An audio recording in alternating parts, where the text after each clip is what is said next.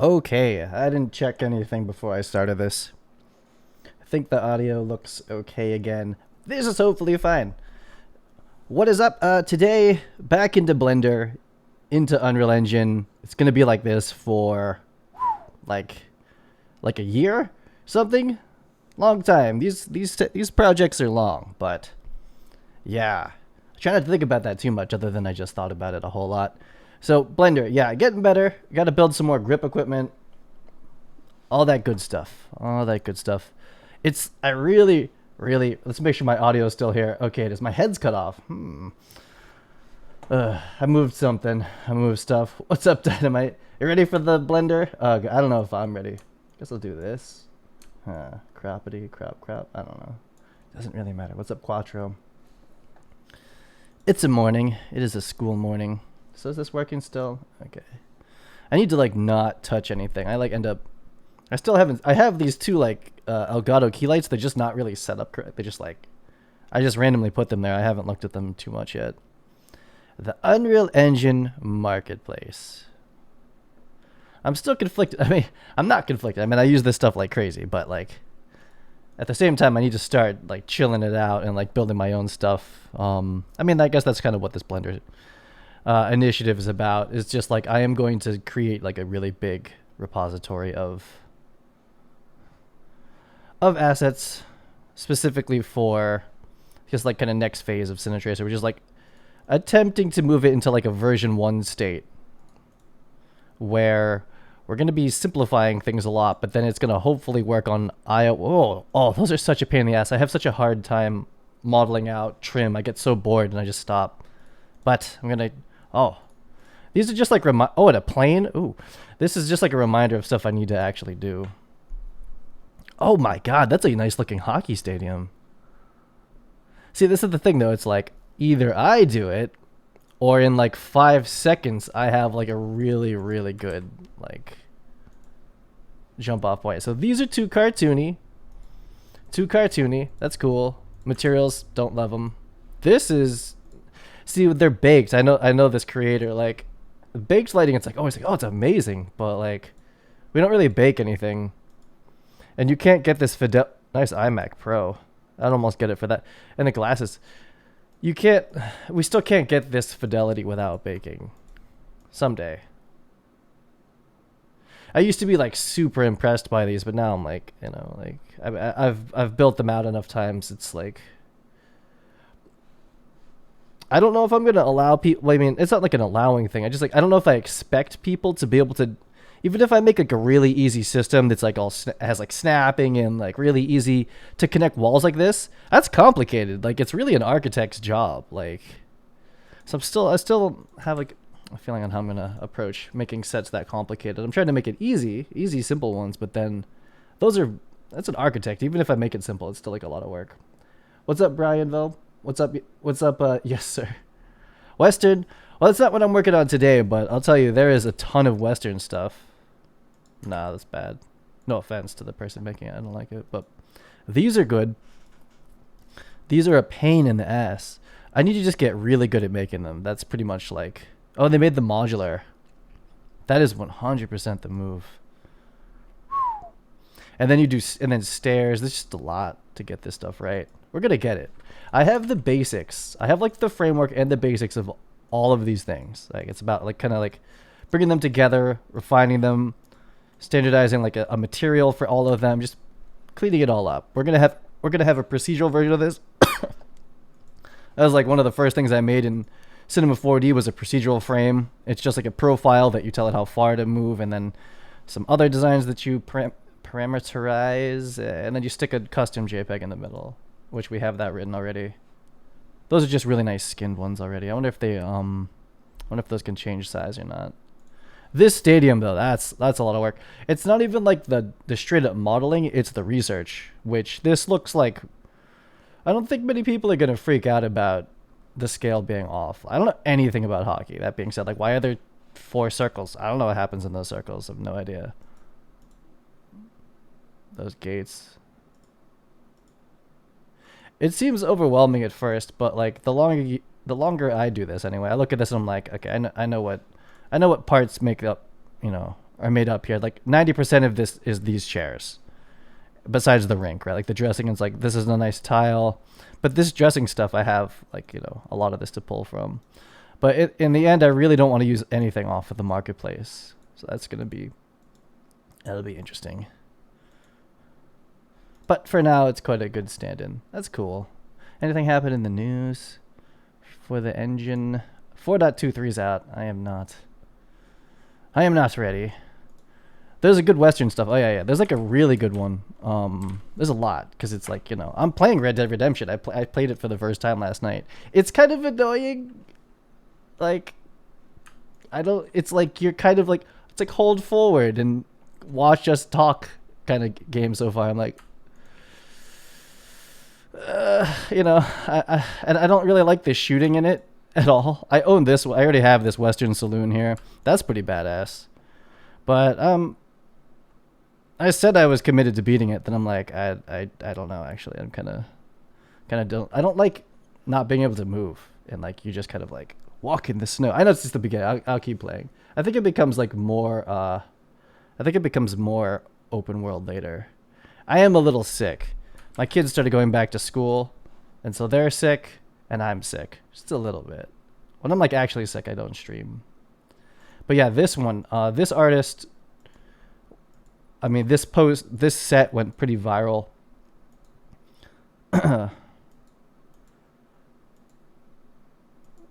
So this one's really, really high detailed. And there's also all these prefabs. Like I could basically ingest this entire pre-made level and just put it out there. But then I haven't added any more things like that because it creates this divide of users who have like, I'm just going to say real computers and people who don't have real computers. And then I'll release something like this, which like, this is a big map, a big asset. Like you need like a, you know, decent GPU, really pretty decent everything to load this all up and have it run right. And then everyone's like, oh, it's like, what's wrong with the game? It's broken. And I'm like, what's your computer? And they're like, oh, it's a 2012 Intel MacBook Pro, MacBook Air, and I'm like 11 inches. He's like, what? Like your game's broken, it doesn't run. I was like, yeah. So it's kind of, and it's a fair thing to say, but yeah, and they have like Western people, but again, I'm trying not to download any more people like this because we just need to make our own unified character system. But anytime I add a big set piece like that, it's like for like that month, I just get emails constantly. People are like, it's broken, it won't load, because these are big levels and they're not optimized for low end computers, which a lot of people have, you know. So I just don't make like maps that big anymore. Like I'm more inclined to just make like a empty map with a desert, and then you load in the assets one at a time. But yeah, there's a ton of Western stuff, and there's like horses, and we go to town, but the system is not in. That's it. No, there's definitely more than that. I've seen a ton of like horse riding. Oh yeah, here we go. Yeah, so like we could have you know, all the stuff you'd ever need for a Western up and running in like a day. But not yet. Yeah, this is just like it's the same as a car, except this is just like a straight up skeletal mesh with another skeletal mesh on top of it, and you sync the animations, and the hard part is the animations. Those are nice LODs. I think that's the thing I've been missing for sure, and anything that I've made does not have LODs. That's kind of one of the bad parts for sure. I don't know if I'm going to LOD this grip equipment. I still don't know if I'm going to do 16 base or 8 base. The thing about 8 base I like is the potential for wireframe looks cool. As soon as you have this many subdivisions, wireframe looks stupid like that. It's just like there's no point. But this has like a cool like low poly look. But our game is not that aesthetic at all. I think that would actually, people wouldn't like that. If we shared the .sav with someone who has Cine Tracer, will they be able to open it? Yes, as long as they're on the same version, they should be able to open it. They're like the screenshots won't be saved in the .sav, so those won't load. Which I forget what happens when the game can't find them. I think it probably just throws errors internally and cries. But it should. It technically should work, and that's why I wrote save as too. but I'm not sure. We don't have Steam save set up yet. I don't know how much stuff from the Steam store I'm gonna like integrate for reasons just like I don't know. But yeah, grip equipment. Woo, let's make a lot of these. So we got this leg situation going. This is fine. Like, it looks like pretty, like if you're a, professional 3D modeler, this looks like a 5th grader made it, and it's like garbage, right? But once you put it in a game engine, and it's as small as it is, and it's as important as it is, it's fine. It's completely fine. That's what I've been learning. Just be like, well, you gotta know when to walk away. Say fuck it. We're close to that on this one. It's more of just a decision, because like I'm gonna go make probably like 20 stands and skeleton, like rig them to skeletons and stuff. So it's like, we should kind of know what we're doing here as far as resolution and geometry. I gain almost nothing by doing this. Like, and I mean, on my target system, I could quadruple this, multiply it by 10. This doesn't matter. Like, they can handle it. But trying to build out the iOS version. I'd like an iOS prototype by like December or something like that, which means I won't be streaming, or maybe I will. I don't know. I think I'm probably not going. Hopefully I have my Mac Pro by then. I'd love to do the development on the Mac Pro, because the Mac Pro could probably handle streaming and doing the development.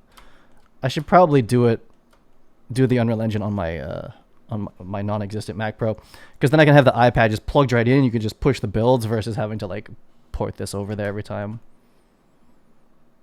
We'll see. Yeah, I don't know. I could just stare at this all day and think, because it's like, it's multiplied by like 500. It's like, what are we really going for? And do I even need to model this any further? Like, because like, it's really easy to get into the cracks and start being like, oh, let's bevel everything and give it like, but like it's kind of like, it's like out here, when you walk right up to it in the game, it's probably about that big. So it's tiny. You would not notice anything really at all. Okay, so I'm going to, what is it, 3? Boom. Let's model out the C+ from here.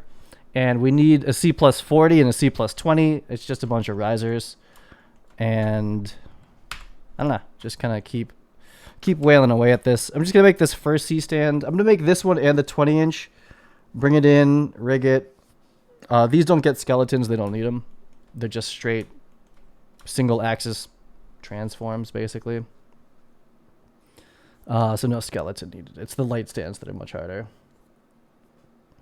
What's up, Mahid Jezza? You graduate? Wow, you are young. That's what I read from that situation. That's cool. Congrats. From college, right? All right. Shifty L Gizmo. Fuck it. Long live the Gizmo. Okay, and then we're going to tab 1. Oh, no. W. Grab this up to here. Okay, so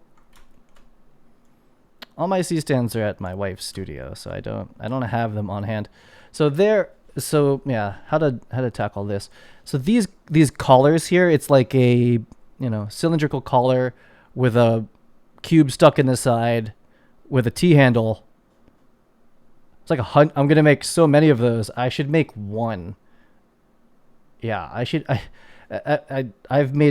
I've done this for years and I've still never taken the time to be like, we should standardize how this gets made. But I make it every single time. But yeah, I'm going to make one of these collars and this T handle.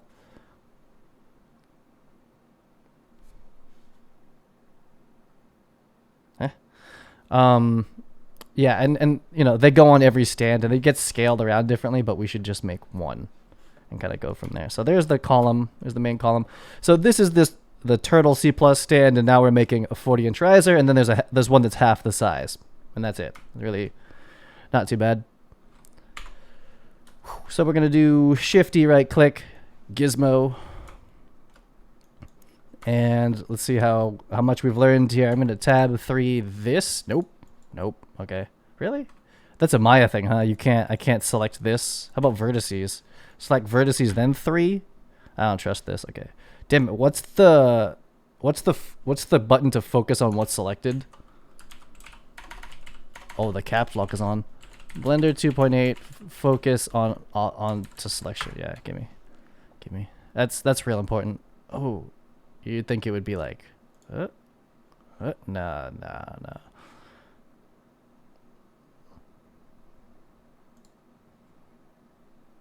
Is it semicolon? It's numpad dot? That's gotta change. Really? No. No, it's not. What is it? Oh, wait. I'm in like... What am I selecting, first of all? What the hell?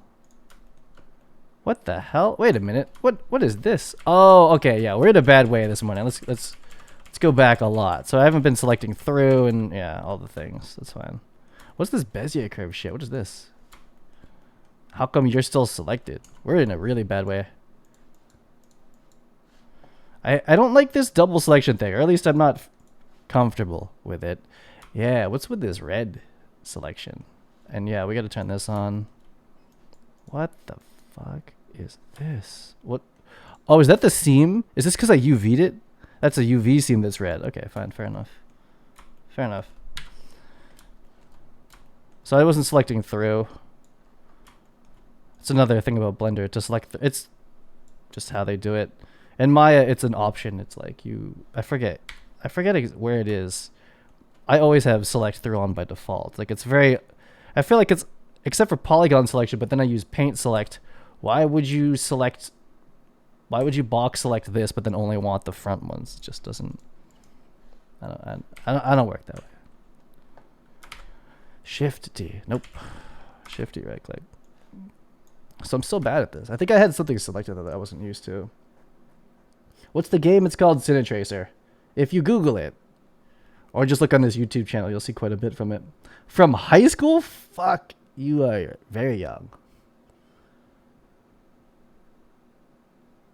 Last year before you go into uni in Australia and a USA school system is weird. You're saying like the difference between the two? I forget. Yeah, we have a lot of people from Europe. In college over there is just like completely different than anything I understand from when I went.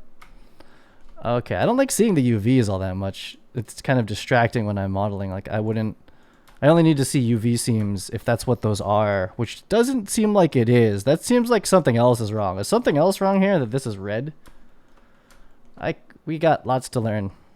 Lots to learn here. Okay, so actually that's good. Shift tab.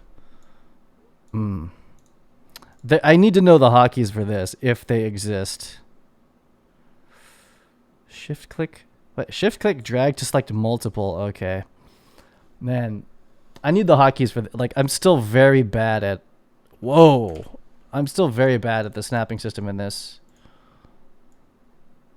That was not so bad. Okay, I'm gonna do this.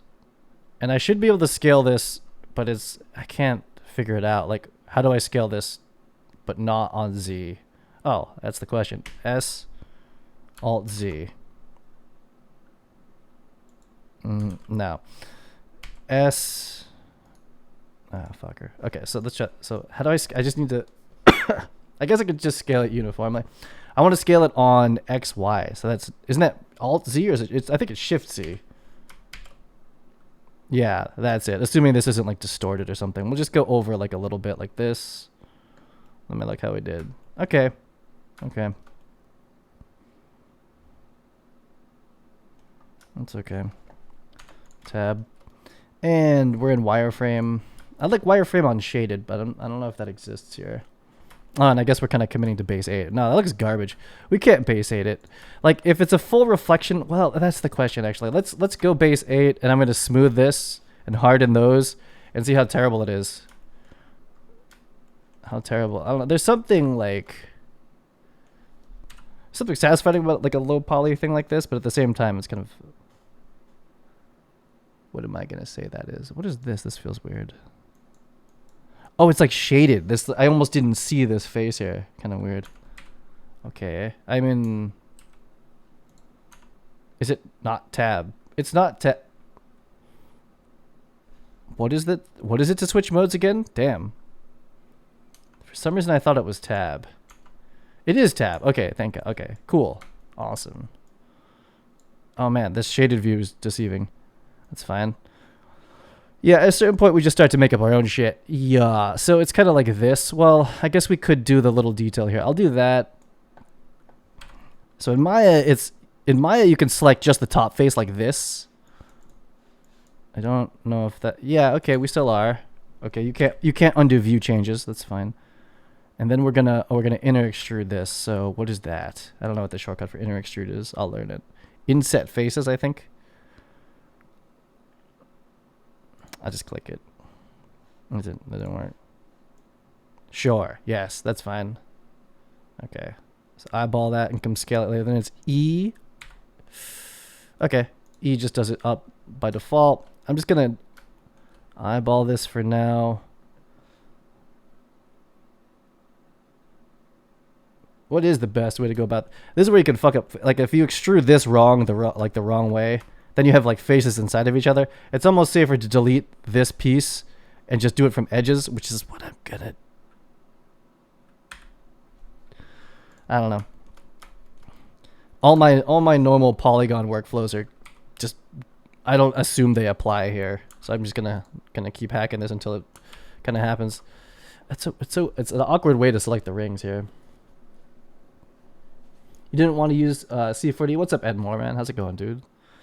The initiative with Blender is to eventually open source everything about Cine Tracer, Cine Designer. Control Shift Tab. What's that hotkey? That's a long hotkey. But part of the initiative is to open source everything, like all the source files. And as you know, as I know very, very one-to-one, you can hide seams in viewpoint overlays. Oh, okay, really? Is that? I have something selected, so let me try it out. Cinema 4D is probably the most expensive DCC at this point because you can't sub to it per month. And then it's $600 a year. So if I want people to be able to mod this and I want it to survive forever, that's, for like a long time. Open sourcing stuff is like the best way to do that. So people can, keep working on it without you, their own builds of it. So I need to open source all the artwork, all the rigs, everything. And if I make that in Maya or I make it in Cinema 4D, a lot of people will never touch it, right? Because it's too expensive. So by me putting it all into Blender, it allows me to make Cine Tracer moddable in the long run. And it's also free, like completely free. I feel more confident now that they'll, continue to survive based on what I've been watching. Ooh, okay. So let me just like, how about ES Shift Z? Yeah. And then I'll just like kind of don't like the way I approach this at this point, but this is kind of like hacking it. Now I don't know how you zoom to selection.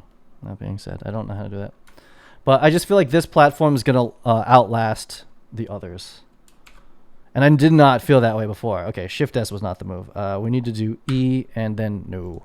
We're gonna do E G Z.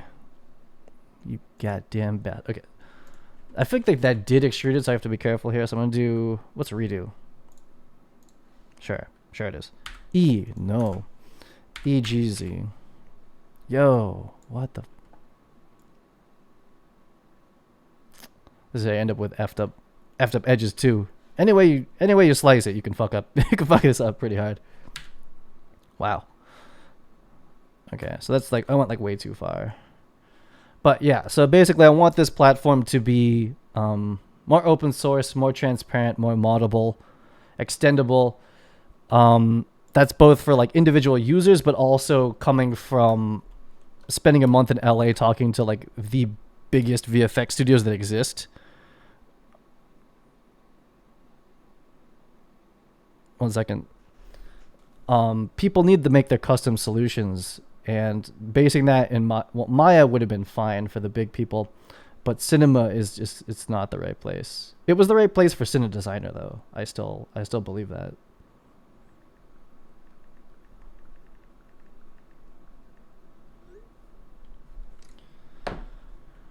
But yeah, to pair with Unreal Engine and probably for the future, everything's, is Unity open source? I forget. I know they have a free model, but anyway, Unreal Engine, open source, free model. It's not free if you make money with it. Blender, open source, is completely free for now. The Academy, as in like, the Motion Picture Science Academy has a whole open source like thing. Disney, Microsoft, everyone's backing it. Everyone's moving in that space. Aces, all these like core tech things are moving into open source. So it's the direction of like the entire industry. So it's a big pivot for me to move into Blender, obviously, like as I'll be remaking everything from scratch. But that's just how I see this stuff kind of like rolling out over the next couple of years. Shift A. Yeah, it is. And also, fuck. It can't, like, another thing that was like kind of like eye-opening was like, oh cool, like I'm trying to get my son into 3D, into game making and such. It's going well. Is that I was like, oh cool, like let's do this. And then it's like I really have to like ask myself, I'm like, what is it I'm gonna teach it? Like, am I really gonna teach you Maya? Like, is that it didn't feel right at all. It was just like, hey, this feels weird. Oh, those are intersection lines. I was like, I'm not teaching you Maya. Like, it's just not or Max either. I'm like, I'm not gonna put you through that, because like that's what I learned in high school and college. It was like Maya. It's like I just remember like the being like I was just like, what the fuck? It like for so long, and just like it's just clunky. The programs work obviously, but like they're just clunky. And I was like, you know what? It's time for something new. So when it came to for like a personal decision to teach like my family 3D, I was like, I'm not teaching them Maya. Then I have to like continue a sub, because here's the truth. Most people who learn Maya, they pirate it, right? That's just like the truth of it. Like, I was like, I don't really want to intro into the world that way either. I was like, cool. I mean, we could afford it, but it's like, it's just been like the culture of 3D for so long. Is like, yeah, I can't afford like a $20,000 license or how it like used to be. You know, it's like everyone pirated it, and I don't think they cared. It was just like, yeah, we're not expecting like students to pay like old Maya licenses were like 5,000 a seat or something, and then you had to pay for upgrades. It's kind of like how DaVinci was. It just didn't work. You know, that's how it worked. You know, so it's like, just I don't even want to get into that culture. It's like, let's just, everything's free. So he's learning Unreal Engine, he's learning Blender. I was like, it's got to be that way at this point. Now there's a fill grid. That's what I heard. I hear there's a fill grid. Now am I going to trust the grid that's going to come out of it? We'll find out. Grid fill. Oh, that's a good grid. Now, does it line up with the bottom one? Actually, it doesn't matter at all. It doesn't fucking matter. But yeah, look at that. That's a perfect grid. Whoever wrote that algorithm, or whoever wrote this that function. Oh, god damn, I'm so bad at this still. GG, that's a good grid fill. I'll take it. Yeah, it's a survival choice, long-term survival. Like, in the end, what I'm building will be redundant. Maybe not like the hardcore film industry side, but just like something that's easy to visualize in 3D. That'll become redundant many times over. But what can survive that is one being extremely niche, which is into like very hardcore film industry's tech that most people will look at and be like, I don't even know what that is. Servicing something like that, and then also having a community that mods it, just how like Grand Theft Auto and Minecraft, Grand Theft Auto 5 and Minecraft, these communities that last forever. A lot of it's because of modding and open sourcing kind of stuff.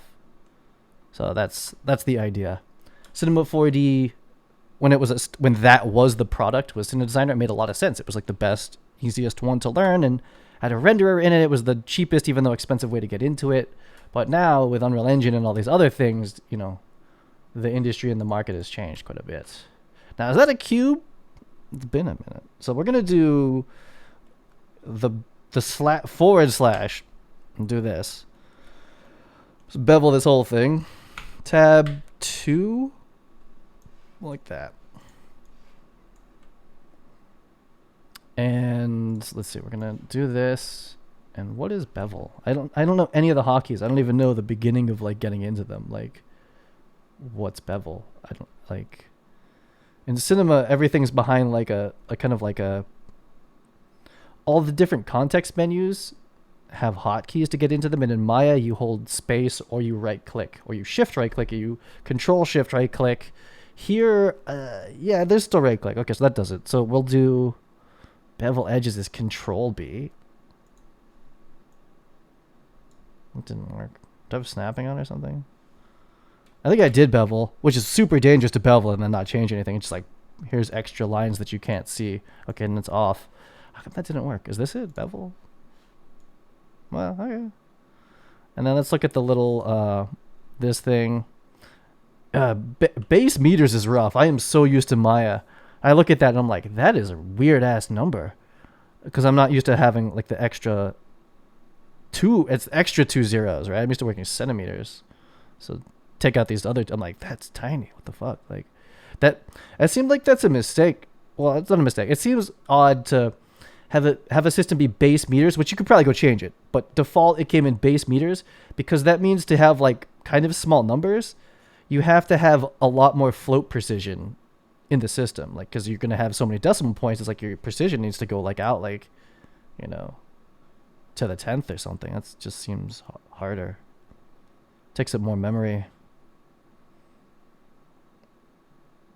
Point. I have to get used to points. Or I'll switch. I probably shouldn't switch anything off of the default. But anyway, so it's 0.005 now. That's a tiny, weird number. Just get used to it, I guess. So yeah, I guess so for video games, I would never need to bevel further than this. But that looks a lot better. But I come from high poly modeling, and everything I used to do was subdivision surfaces, so it was infinitely subdivided and modeled that way. That does not hold over so well into game engines. That's part of the reason Cine Tracer needs a complete like redo. Everything I made was like a super high poly. Like that. Okay, so there's a box. Eventually, we do this with our eyes closed. Yeah, so that's a collar, a generic collar. So let's make a T-handle. There's different sizes of them apparently, but and this is coming out a little further.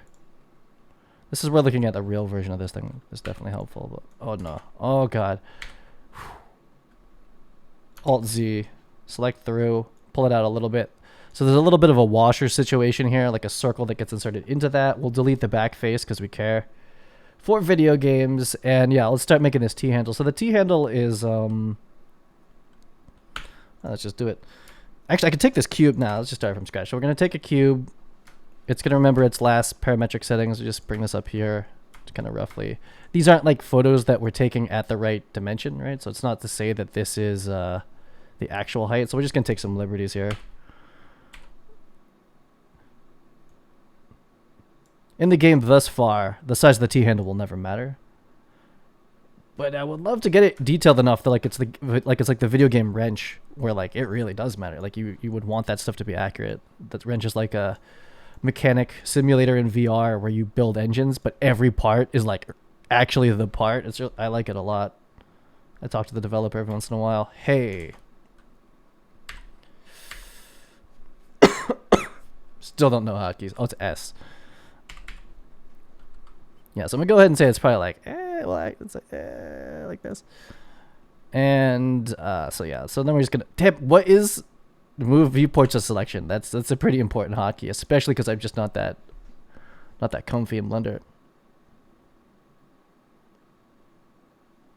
Is it really numpad dot? It can't be that. Cause is it real? No, it can't be. Okay, so I'm in object. That's garbage. We'll change that. What's F? F and S are like the whatever. Those are like the. That's how you do it in other programs, and I don't know. I kind of want that to be somewhere that's not that period, but like focusing to selection, I feel like it's a pretty common. Actually, we need focus and selection in Cine Tracer. I could write that today. SX. Okay. Fuck. I end up going negative, and I'm like where am I? Where's my readout? There's nowhere. Oh, there it's at the top. Okay, top left. It's like, oh, now we're negative. Okay.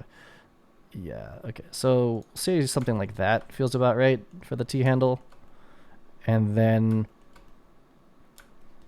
I should just go look at one. But really, I could just round this whole thing out, but I might do a tiny bit more. It has a little bit of a inset in the middle. So let's see, how do we add curves to this? Or not curves. I'm gonna ISO this thing.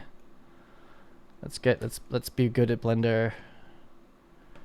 Man, I'm looking forward to not having to think so hard. I'm just like, in Maya, I could do like instantly. So we're gonna do tab into this thing. Control R? Yeah, okay. Fuck, no, that's not what we want. And then you scroll? No, damn it. Control R, then you scroll? There it is. Okay, that's cool. 1, 2, that's too much. Do that. Okay. Oh, no, right click. There it is. Okay. Space. Nope. Nope. Nope. Damn it. Okay. And yeah. 1, select through. Damn it. Scale on X. Yeah. So it has a little bit of this situation going on. I mean, you could look at better reference, but I haven't got into like really complex bevel situations yet or booleans yet, but we'll get, I'm sure something's, the grip heads are going to force us into like examining booleans a little bit deeper. I saw some videos on it. It looked like blenders or booleans are pretty good, which it's hard math.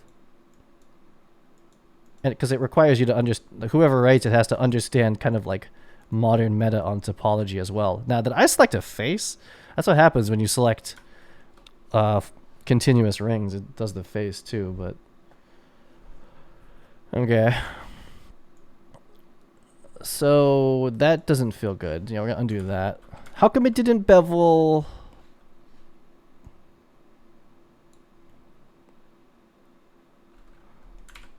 Yeah, that's not what I was thinking. Okay, so let me try. Am I in selection here? So it's click. I don't know what a loop. I'm just gonna. There's so few edges. I'm just gonna select them by hand. I don't know how I don't know the command to get that loop. I guess I'll do these separately and then the edges. I'm not sure. What's gonna be best in Blender? I should probably learn how to do like a, god damn it, a loop select like that.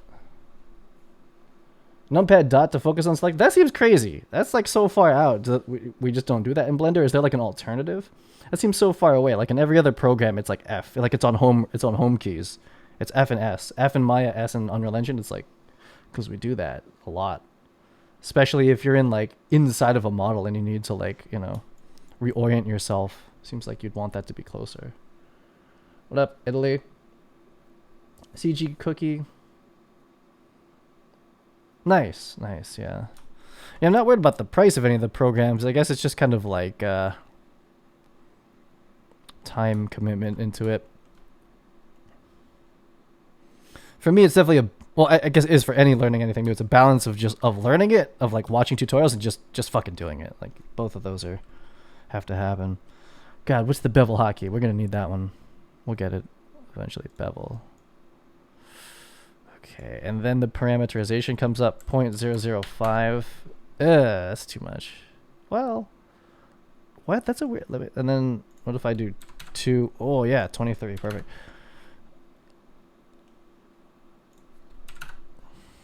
It's too much. And then then the question, I can't read this bevel for some reason. So half of this is, yeah, that's better. But then we lose the bevel on the other face.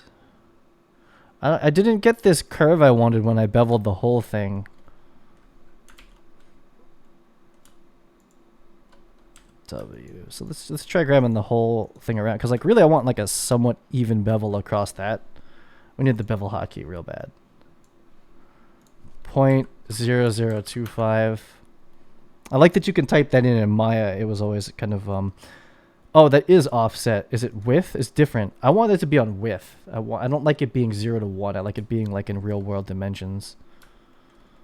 Because then I can consistently be like, okay, on this size hardware, I do this level. I do this much bevel in meters. And it kind of gives everything kind of like a uniformity. That just looks fucked up. Something doesn't look right. Like it's not rounding it or something. What if I give it like 3? Yeah, so it didn't round it, and I wonder. Okay, so there's more. So there's more to know here. There's a lot of options that I'm not dealing with. So we're gonna pull this loop slide. Prefer side with. Okay, I see. Mark seams.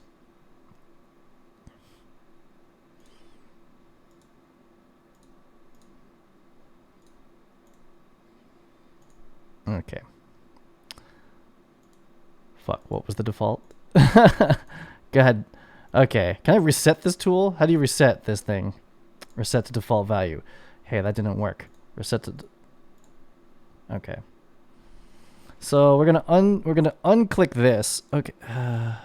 It's not rounding it. It's just like subdividing the edge. Like that's really weird. And I feel like it's the outer miter here, mitter, whatever this thing's called. Yeah, that'd be not it. We're still at this level of learning Blender, like how their bevel tool works, because that's not what I want. Okay, so I guess I can just go about it the other way. We'll just do these two loops separately and then try to. It's not gonna look right though.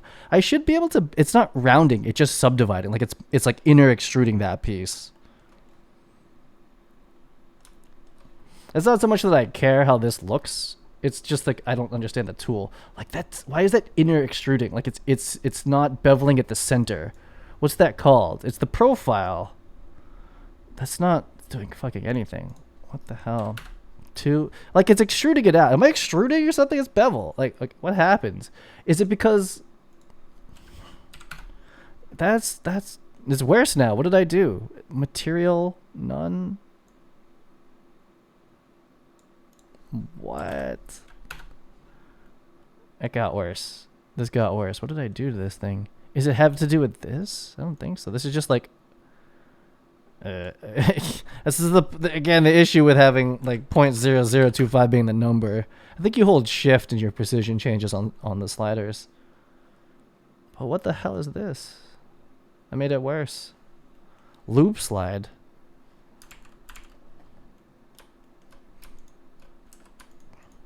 This is the Learning Blender series, isn't it? You have to go to modifier, the Bly key icon, and then select multi-sub to smooth. What? Really? You can't just multi-sub to smooth. Are you talking? Is that like a subdivision surface modifier? What's up, Mix? Increase the interaction and apply. I have to put a modifier on this to just get a bevel to work? Or are you talking about doing a subdivision surface? I'm not doing subdiv surface for this stuff. Let me try just this. Right? What the what? Bevel, right? Do a normal bevel. It's only... How come it's only beveling on one axis? I guess... It doesn't bevel it and it doesn't like... I guess I'm looking for a bevel that looks like an inner extrude to them, which is like, hey, what the fuck? Do I have like X or something locked? Am I not? Do I have like? Am I not doing it globally? Am I doing like a constrained? Because that's what it looks like at this point. Like,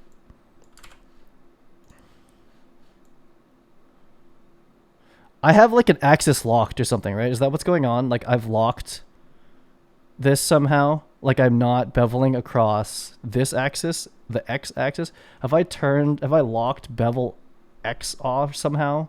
Because I'm not beveling in this way. I don't know. I don't know where that would be. Axis snap?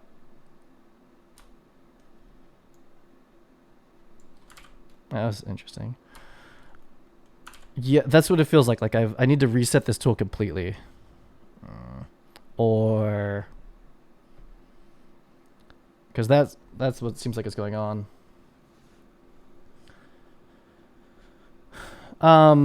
This is a T handle of all things. What up, Nick? Try apply transform. Oh, real? Oh, okay. You really? To bevel? I understand that for like rigging. Okay, let me try it. Control A. All transforms. I guess I could understand that. Tab 3. I mean 2. Yeah, I think I've been beveling shit. Okay, selection. This. No. 2. This. I need to learn how to loop select. And bevel. Oh, maybe that was it. Okay, cool. It was a transformation thing. Like it was beveling it from like a weird transform, which is probably the origin or something. Okay, cool. Yeah, thanks. Okay, there it is. So you gotta Before you definitely do not have to do that in Maya. Hold on. You definitely do not have to do that. You know, like I get it for like a global modifier, you have to have everything zeroed out on that front. But for like, I mean, unless you, well, you know where it's you know what it probably is that it's based on where this 3D mouse is this cursor is. Though that's not true because we just zeroed it out. But anyway, it was doing, I'm assuming if that's the solution, it was doing the bevels based on that origin, the math. So it wasn't doing it on X because what are we offset on X? Like which way are we offset? I can't tell. I don't know. This is another thing that Blender's open source. So like if I want to know like, hey, what the fuck is going on? I can just go open the source code. I'm not at that point yet and just be like, okay, how did they write, how did they write bevel, right? Like what is this? Like where is it, it's gonna take me a long time before I can kind of be confident in such a thing.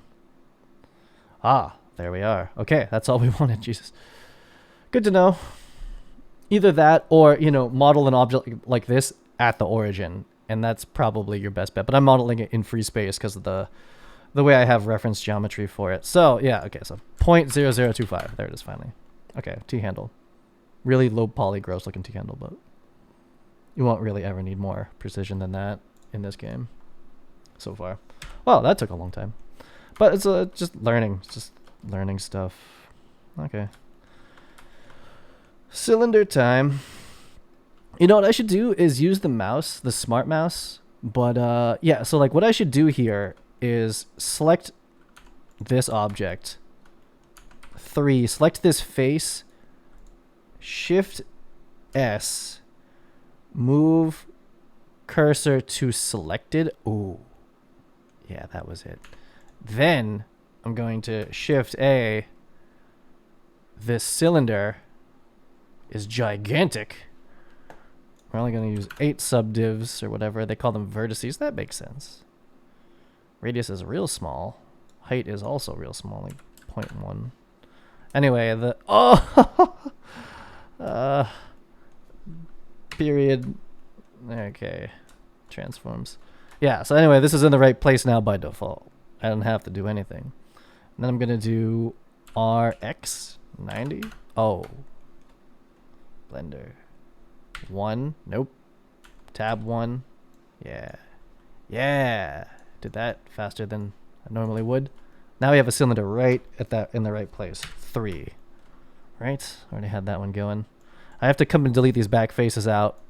I don't think I'm gonna UV these. That's long term. That's a huge mistake to not UV this when when we want to hit like final finish phase and we substance paint all this stuffs, but we're not there. See, what axis is this? X? Nope. Z? Shit. No, it's definitely not Z. Oh, it's Y. That's why. Okay, sure. I think gizmos are real good for that stuff. There you go. Wait, did I not duplicate it? There we go. Okay. So let's go look at this. Yeah, so I'm gonna widen this a little bit out. I'll shrink this piece down and then widen the other one just a little bit. So we're gonna scale this in S.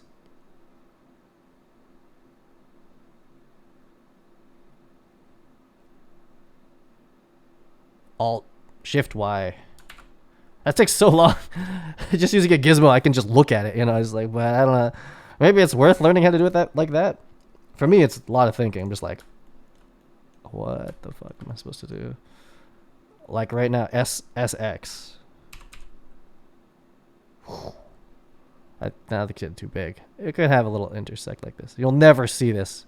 No one will ever look at a T-handle this closely. But yeah, there's a T-handle. Low poly, video game shit. Now I can still use this transform. No, I'm gonna duplicate. Shift D.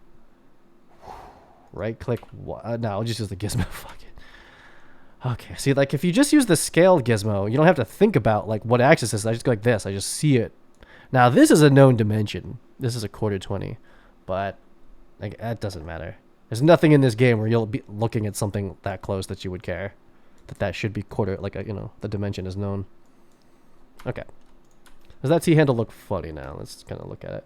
I should probably have the mannequin in here. Like, and again, the T-handles are a little bit small to really even have any idea. I'm going to move the... This thing's annoying me. Shift S this back to the... Nope. That's a big nope. Shift this back... Shift S1 origin. Okay. That's as low poly as we're going to go for that. So these get instanced. We're going to be doing a lot of instance geometry, which ray tracing works for... Ray tracing now works on instance geometry in 4.23, so that's a big pickup. Whole bunch of stuff in my... Whole bunch of my assets are... Whatever they're called. Procedural... Instance meshing, whatever that's called. You couldn't ray trace it, so it looks broken, for sure. Loops, like double-click an edge. Oh, does that works here? That's what I would assume it would have been. You need to apply transform if you're scaling, moving your object in object mode.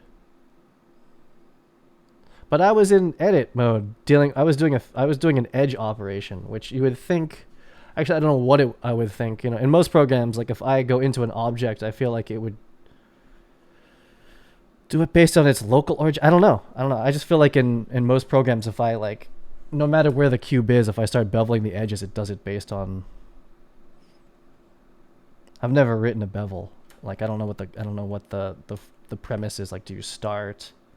I don't know. I feel like it's like the local of of the object, but then if we've pulled it all the way out away from this, I should probably test like just doing that same well, I don't know. Really, I probably should have modeled this at the origin, but I like to do like, you know, I don't know what it's called when you model off origin, but just like in the location I want to model it and then be able to look at this and make sure that it looks right without having to move it. Anyway. So this, not that this is a necessarily important piece, but what am I trying to do to you? We're going to do tab. Let's do an edge select to see if that works. Double click. No. I'm not seeing double click. Does it like this? Nope. I feel like I moved it too. I don't know what edge select is. I know like the Alt R thing, like so this and Alt R or not. What is loop select? I'm not getting double click loop select here. N? What does N do? N is the transform. This is important. Blender edge loop. I should 2.7, hey. This is not the official Wikipedia. I don't know if I even, this is, yeah. Anyway, so edge rings. Yeah, well, no, we won't edge loop. Alt right mouse button or Shift Alt right mouse button.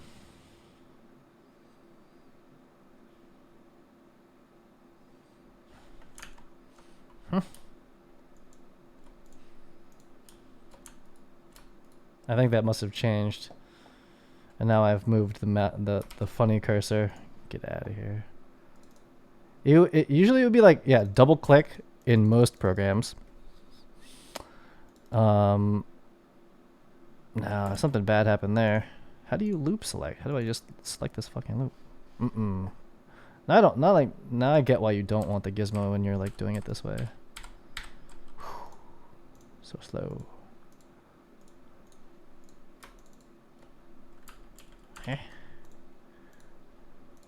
Well, looking at a 2.8, looking at a 2.7 reference is not good anyway. Where's the official Blender doc? Here they are, yeah? Okay, so let's, I should probably, this is 2.8, okay. Let's go ahead and add this to the old hotkeys, or to the bookmark. Blender docs, cool. Loop, oh, it's not gonna autofill it. Edge loop subdivide selecting, it's probably in there.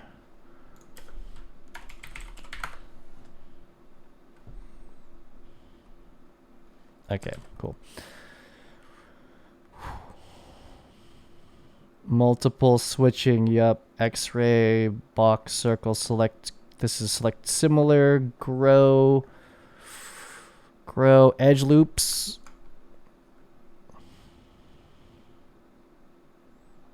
Those are edge loops. Oh, this, okay. Yeah. Alt left mouse button. What?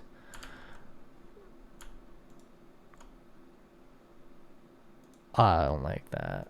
Okay, sure. What? It's alt. I click it and then I alt left mouse button for an edge loop select. That seems like a lot. But there it is. Anyway, here's the source. I mean, I can change it to whatever I want, other than it just double clicking it and it auto doing that. I saw how they do it for polygons. It depends like where you click on the polygon or something.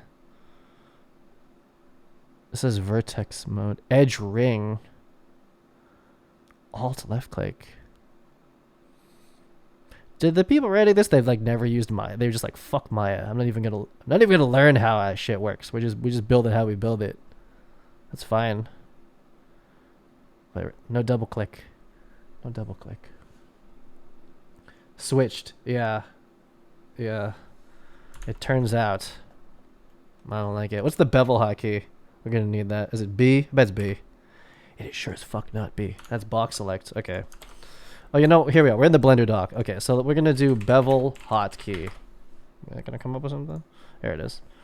Control B. Oh, I remember that. It's Control B. I bet you there's a ton of nuance. Now that's... I like how this looks. Is it S? There's a whole... Is this a sub key? Is this like, do I hit Control B and then I hit this after or something? There's all these like hotkey sequences in Blender that like if you don't know them, it's... Ooh. Okay, these are good. Patch out... Yeah, see, like this bevel tool has a lot of nuance to it already. Multiple edges. That looks good. That was good. These all look good. That's 0.5. Control B. Control B. It's an old horse. Oh no, I'm gonna scream at this thing the whole time, but I'm also gonna use it for like an entire year, probably longer than that. Usually you could double click and select the whole edge loop in Blender or in other programs. I does not do that even close for me. Ooh, fuck. You know, maybe I should turn off the that. Maybe if I turn that off. That's a hot no. That's a big no. But anyway, it's gonna be Shift. No, it's not. It's gonna be Alt A. Alt click. This, Alt click. What's it for edge? This. Nope. This is important. So, and this bevel tool, I'm gonna have to memorize how this works because it's different. Okay, where's ring loop, face loops, edge ring? Yeah, that's it, right? Control Alt. Ouch. Okay. Wow. Okay, I don't know what this loop is. I know in Cinema 4D it's in Cinema 4D it's an equally kind of weird combination of hotkeys to actually get this fast. So fine, Alt left click, Alt Control left click. They're just modifiers of left click. I get that. I understand that logic for sure. In Cinema it's like something like UL. Yeah, that sounds familiar. UL is edge loop. Okay, so it's just as weird in other programs. Whatever. Alt left click. They're modifiers of left click. It's a modified selection. I can maybe mentally be okay with that. Control B. I'd love to be able to type it. Can I just type 0.0025? Whew. You can. I just didn't type it right. Control B 0.00. I don't know where I can't. Oh, that's not bad. I like that. I like that you can just parametrically do that. So it's Unreal is. I've heard it's bad practice to have Unreal Engine do your quad to triangles calculations for it. You're supposed to do that in here. I don't like looking at triangles. I didn't come from like. I come from the 80s where we did things in triangles. We do things in fucking quads where I come from. So I just don't like doing that. Grid fill. Oh yeah, so if I delete this face, ready? Here comes some shit. Alt, yeah, and then grid fill, yeah, that's that geometry right there. I'll take it, and I'll delete this face. 3. I'm gonna be Fortnite with this shit when I'm done. Like you're not even gonna know what's happening. It's just gonna be like it's just gonna happen. It's gonna look like a fucking time lapse. but it doesn't look like a time lapse right now. And this is why you should bevel, not in solo mode. So we're gonna undo all this, but that's fine. I'm gonna do it fast now that I understand this shit. Okay, so the journey has been Alt this, Control B, Control B. Wow, what? Oh god, Control B there. Okay, so it's active by default, and it's based on where it's an offset. Okay, yeah, okay. Anyway, does this number have to be? I kind of like having these known. Oh my god, there's so many zeros.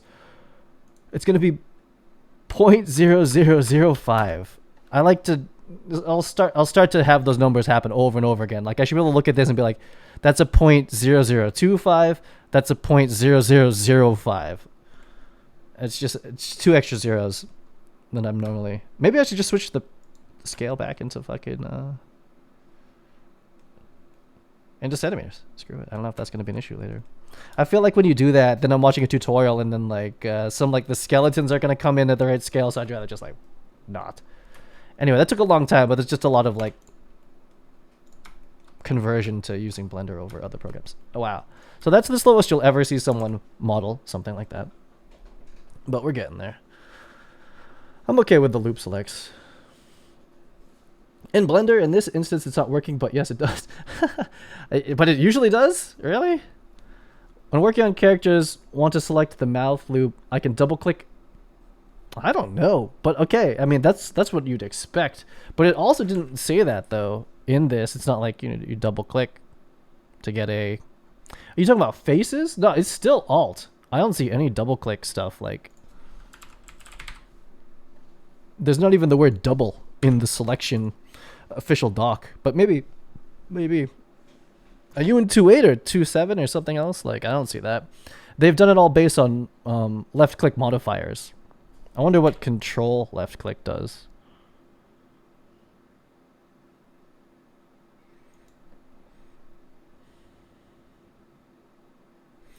Shift is like, add and take away.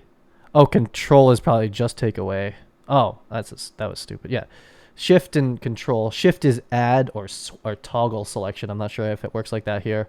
And control is probably a remover. Okay.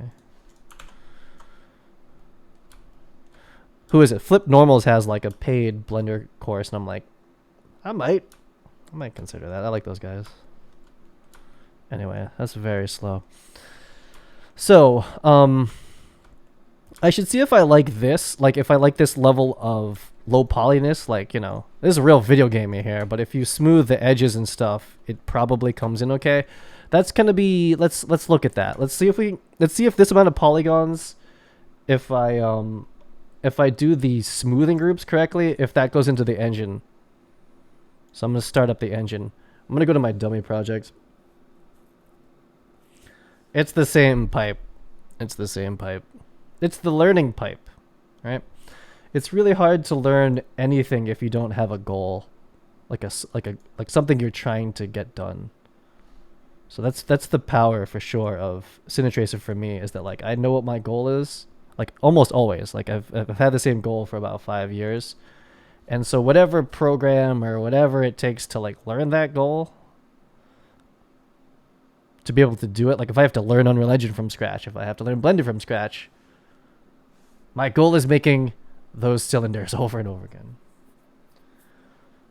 So it allows me to, I don't know if I'm learning this quickly or not, I don't care, but do these. Okay, so we're in this is more or less a fresh Unreal Engine document.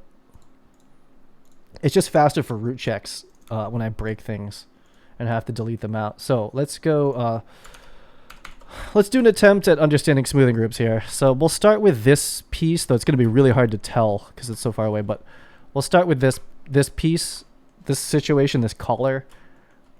I could almost make these procedurally instead of like this. Like, I'm not, Unreal Engine, I don't think you have the control yet to do like procedurally generated these unless I wrote it myself in C, which I'm not going to do. I'd have to change it every time they update their source code. But I could sure as hell make this procedurally in Blender. With splines, probably. And then it's just like a couple parameters. You're like, how big is this one? What's the radius? What's the inset radius? And it just automatically does it. And then you take that and you combine it with a pole one, stick this on the top of it. How many tiers? It does another one. Procedural stand maker. And you just type in the dimensions. So I just go to a warehouse and just measure out the parameters, type them in, boom, they're here. I would rather have that be in the engine, but I don't know how to do that without getting into C. Anyway, so we're gonna take this piece, ISO it. Let's see if I can figure out how to smoothing group this. In Cinema, you can't. That's one of the, unless I'm mistaken, and I could talk to the people who write Datasmith for it. I'm like, there's no smoothing groups in fucking Cinema 4. It doesn't even exist. That whole program is based on like subdivs. Alt Z, from what I understand. Like you can do it in Max and you can do it in Maya, but you can't do it in Cinema, which is why I moved to Maya for this stuff. So yeah, I don't really know how this works. I'm gonna make this smooth. All right, okay. So like that's what it would look like in Unreal Engine, I'm pretty sure, minus this. Like that's what it would look like in Unreal Engine if I sent it in right now, right? Kind of like, what the fuck are we looking at? Auto smooth. I don't know if I want that. That's it. Now, well, actually, is that it? So it's going to be hard at this transition because it's above 53, this one. But this one is 360 divided by 8. So it's less. That's the threshold. Now, for video games, the precision of how many divisions you put in like a cylinder is based on the profile. That's the idea. That's like usually it. You'll never look this closely at this object, but if I look at this, you'll see that it's like a big old triangle, right? So this profile is like, we need more. But this object 9 times out of 10 is about that big. In which case, you still see it. It makes me feel bad. I don't like seeing low poly things. So I'm questioning this base 8 just because of the profile. So chunky. Minecrafty. Let's see how that looks though. Okay, so it did that piece kind of. This one's a little bit more questionable. I should delete the back. I'll do that real quick. 3. Not good at deleting things. This. Okay, how do we edge loop this? Alt left click? No. It might. Oh, it's a triangle. It's not gonna loop select that no matter what I do. What the F did I do? Oh, so wait a second. Oh, damn it! It's delete dot numpad. Okay, so I just have this. I just need to look at it the right way. So it's this. Just this face. We'll just delete that. I mean, I might as well delete this too, for now. Oh, that got beveled really weird. That's a. What did I do? I mean, whatever. Okay, so, I mean, I could just smooth this whole thing. Now, this is per mesh? This is something else I'm still learning. So I'm setting the smoothing per, I guess that kind of makes sense. And then auto smooth is a way of like grabbing all of them without having to like say exactly, it's kind of like that. That's okay. I mean, we're so close to it. So I think we'll see if these, you have to tell it to export normals. This is a modifier or something. The other way is to like select them individually and do it that way. I saw the Minecraft RTX stuff. I haven't done anything with it. Okay. This is more just for science right now. I'm slow. It's tab. I'm not used to that. X. X is the delete hotkey in Cine Tracer. Wouldn't you know? It's not written as clearly as it should be. I don't think people know that. I needed a left-hand delete. Okay, we're going to go this way with it. Whoa. Oh, okay. I got to tell it to be smooth. There we go. Well, okay. So what if I do... The other question is, can I do this by hand, right? So what if I say, like, I want... Look at that edge loop select like a god. I'm going to right-click this thing and harden edge. Mark sharp. What's clear? Oh, means it has no. It's not. It's neither. Okay, and then tab out. So did that edge get hard? I can't tell. I guess it is. Doesn't. I don't know. Because it's right next to this other smooth edge, so I don't really know if that worked or not. Flat. Smooth. I don't know. Let's try this one. Click. I mean, it's you know, it's blue, so it probably is sharp.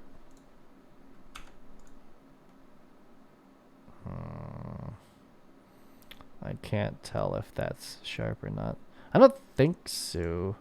Like it would look like. I guess this is a more easy way to tell. So let's Alt Z, select through here, and then we do these one mark as sharp.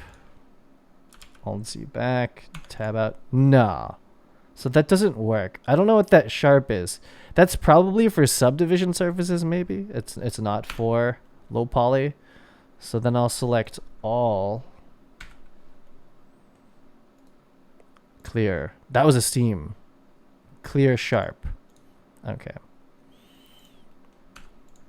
So everything is smooth shaded still. Wait, so around this part, that's fine. But we'll test it for sure this way. Tab, Alt Z, this. How do I harden these things? Is it crease? Let's go to the thing. This is a must know. This looks like it, crease angle. A modifier based on the crease angle between two adjacent faces if a stroke segment does not lie on a crease. What if I write smoothing groups? I don't think that is a Blender word. It is not. Smooth modifier. Let's crease it. I don't know what that means. Edge bevel weight. Crease edge.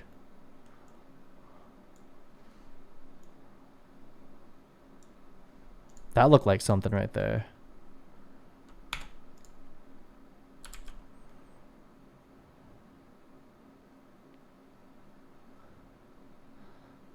But it's not. That's still a smooth shade. That's still a smooth. It's still. Am I on? I am. It should look like. Uh-oh. What the? Uh-oh. It should look like that.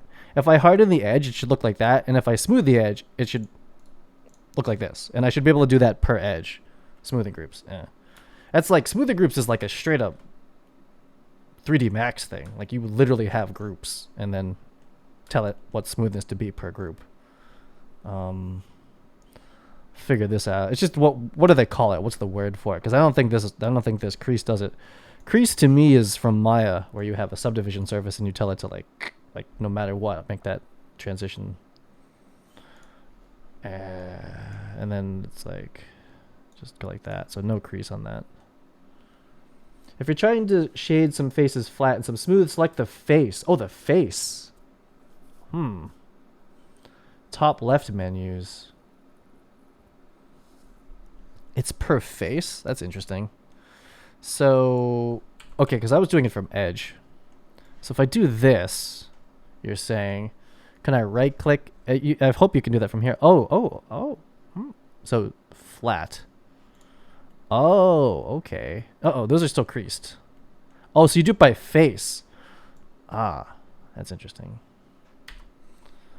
Uncrease this thing, or just let's select all. Oh no, undo. We're gonna select all edges, set the crease back to 0.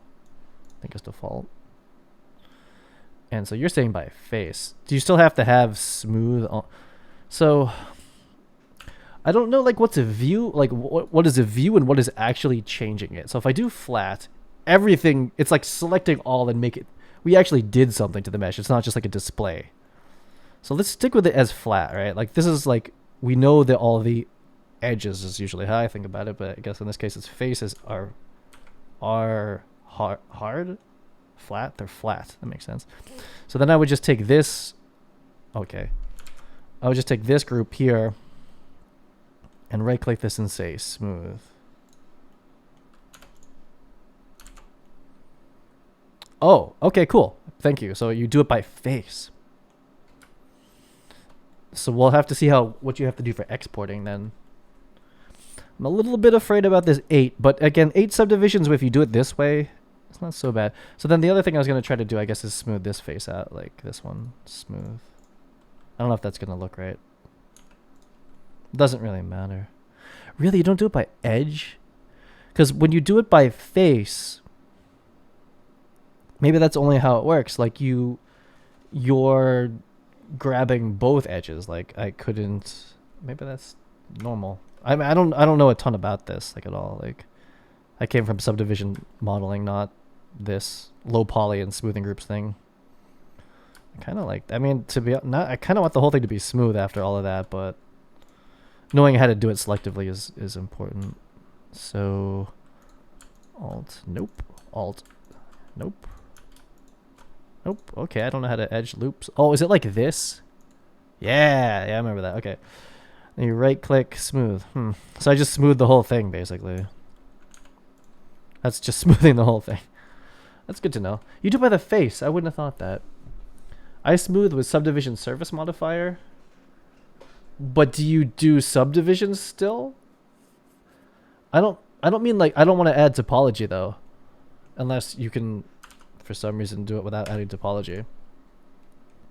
Yeah, especially considering that it's like this far away. It's like that's fine. Okay, so do we still feel okay about this? I feel gross about this low poly.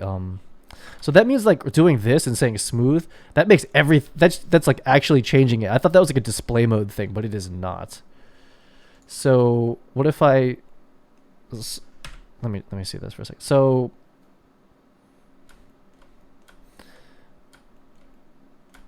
you couldn't find a simpler object, but so what if I say?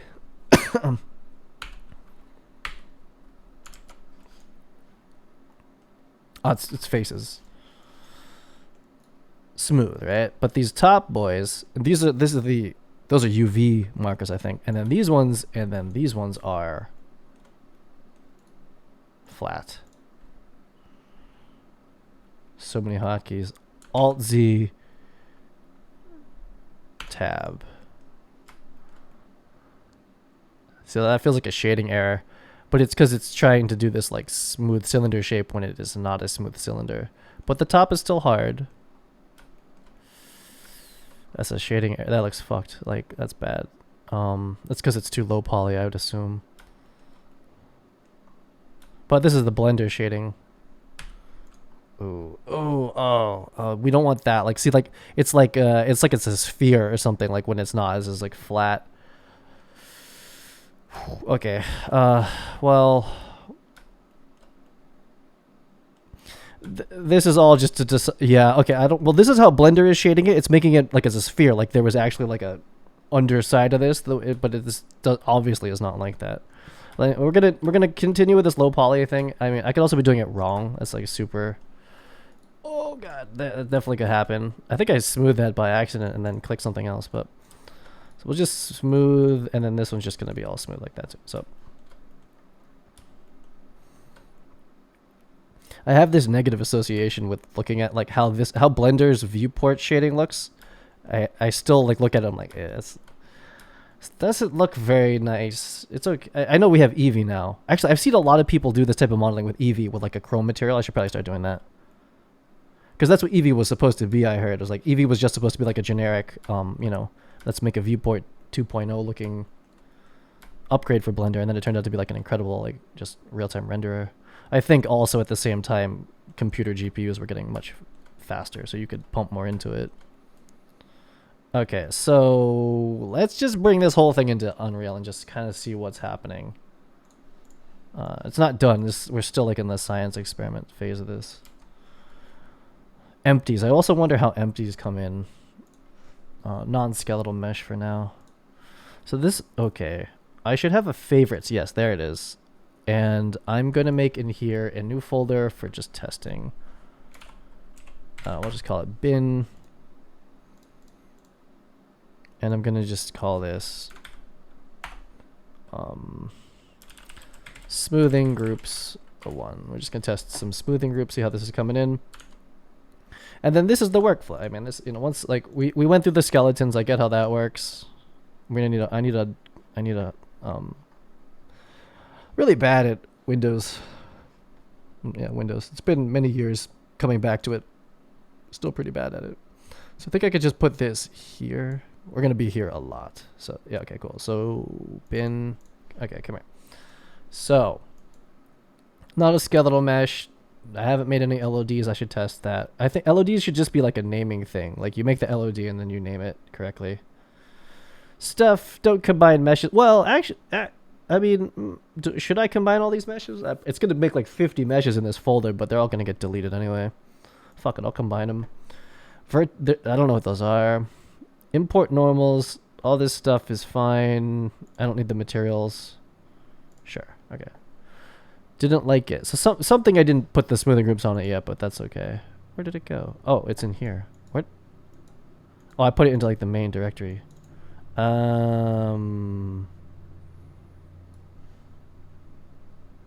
I not export it as an FBX or something? 1 second.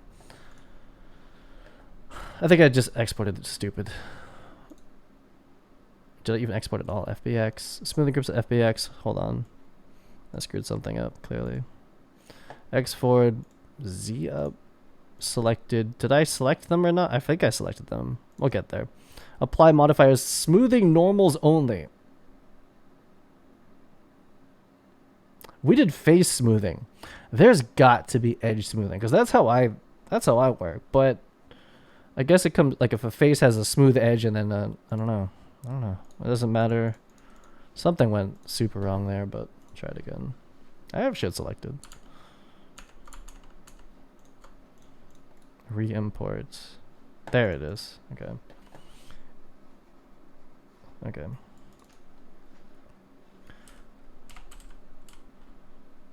Hard to inspect this. I gotta go back into Unreal Engine ones. Yeah, so this has that same shading thing on the bottom like that. Like so for instance, like this one is smoothed, these are not, so it's a much clearer facet. You still see it, but you know. And then the question is like, what's the difference between this and this? Because there's a pretty significant poly count difference. Nothing. There's no difference. So we should just like uber low poly model out the legs. That's fine. Oop.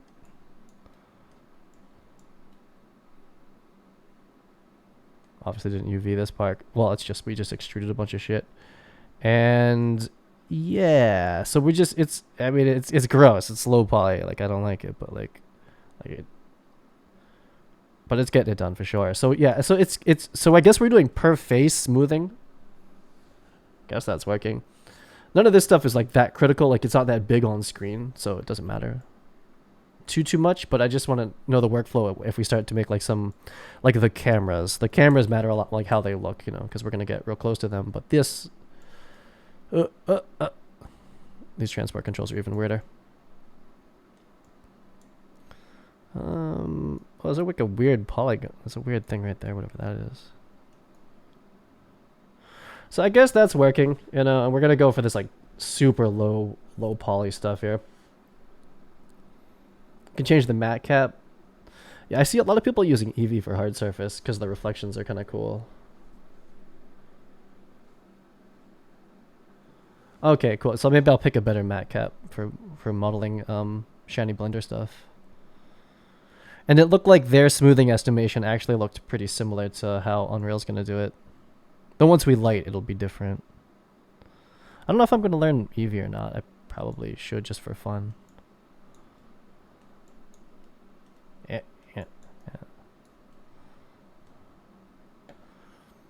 I think this definitely proves that. I mean, one is that this is so small. It's like this. Like this is what I would like. This stuff I would call this LOD1, right? It's just like so low poly. Wireframe, like that is a low. Not this one, but these other pieces. That's like minimum cylinder. And so I would LOD this, but there's no reason that it would ever need to subdivide. We'll do everything base 8. We're going to make the lowest poly stuff that's possible. We'll just try to use the smoothing groups, you know, appropriately. And for this round of assets, as in like every single piece of grip equipment, it should be fun, I think. The bigger the object is, and the closer the player gets to it, then it starts to be like, okay, you do have a, you know, at scale, whatever. Like screen size right now, this is 0.5. You almost cannot get closer to this in the game. You could do it in camera, but that doesn't matter. These don't even need LODs. We'll just do the whole thing in LOD 1. Or whatever, 0. We'll just do everything super low poly. So that'll be okay for grip equipment. Everything is like really small cylinders and whatnot. And for the cameras, we'll probably have an LOD. Probably. Okay, so that's been the fact finding. It's been a couple. Now, did we feel okay about this? So if I just take these pieces, and we're just going to say smooth, and then this is just straight up overkill. It's like, you know, it's in between. It's in between subdivision surfaces and like stupid low poly, but we should just do it like that and just accept the shit UVs, which is fine. I haven't even done a full UV. This will be the first object we'll do a full UV pass on, and yeah, fucking Game Boy resolution models. Let's do it. Let's fucking do it. So should I just like strip out? Now this has too many subdivisions along all axes, really. But so do I still have the reference?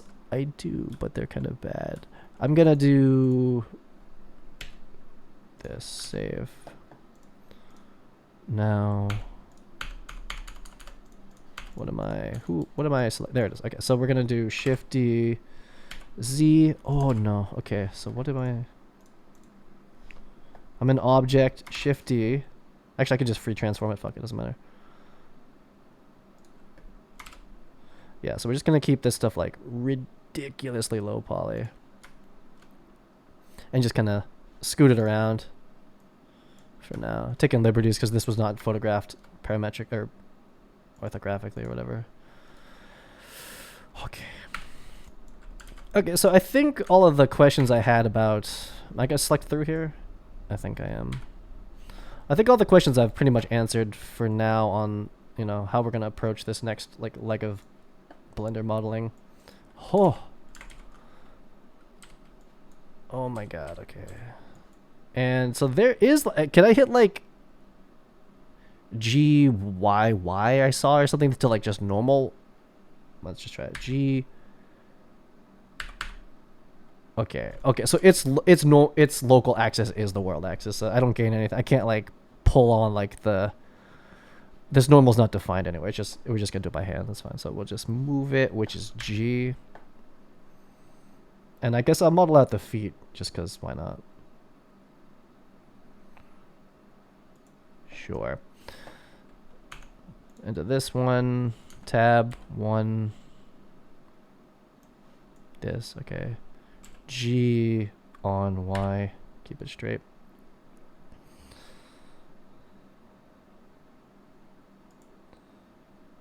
It's kind of good because like as shitty as this curve is, because I didn't use math for this, I just did it by hand. They're all the same now. I'm sure there'd be a pretty way of like making the legs all like perfectly in the right angle, but I don't really care. And then we're just gonna, I don't have any shortcuts for this. We just do this. Just kind of keep the tangent the same. And then there's feet that kind of like interface between this to there, and they should be pretty much the same. So I guess I'll make that happen. That little detail can help. I'm gonna get some macros going for this because like I'm in edit mode. I want to hit Tab and Alt Z. I guess I'll just get used to that. Yeah, and this opens up the door for like, you know, we're making a cheesy video game, so it's gonna be like, oh, like wire, you know, have the preview models be wireframe, and then there's actually wireframe. I like this occluded wireframe look too, where it's like you don't see the back, you just see the front ones. It's kind of cool. It's kind of like it's like a toon shader with a flat toon shader with like a wireframe over it or something. That's very low poly. That is super low poly. We're not even connecting these, which I don't. We'll see how that feels later. Oh, that needs a T handle, and we need the top one. And let's build the feet for this. Should I just extrude them out, or should it be a piece? Does it matter at all? Okay, so let's get technical and lazy. So we're gonna tab into this. I want just these faces. I want them duplicated and split. No. Yeah, I don't know how you do that. So I guess like the other way to do it would be to just duplicate this whole thing, like Shift D, right click, tab into polys. I don't know what the cleanest way to delete in Blender is. Right? Oh, that's not the button. Oh no. Faces, right? So now I have just these. Do I have something on the back? Oh, am I not selecting through? God damn it. I'm not in Alt Z. There it is. Okay. Yeah, if you don't see the dots, you're not doing it right.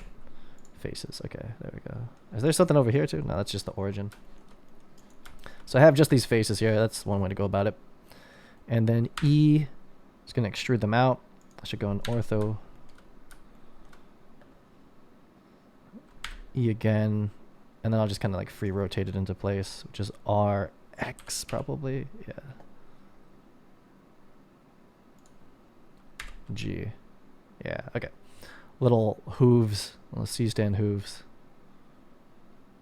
Technically it's like inset into that. I guess I'll do that. I'll do that little detail. How do I select this? Like this and like that.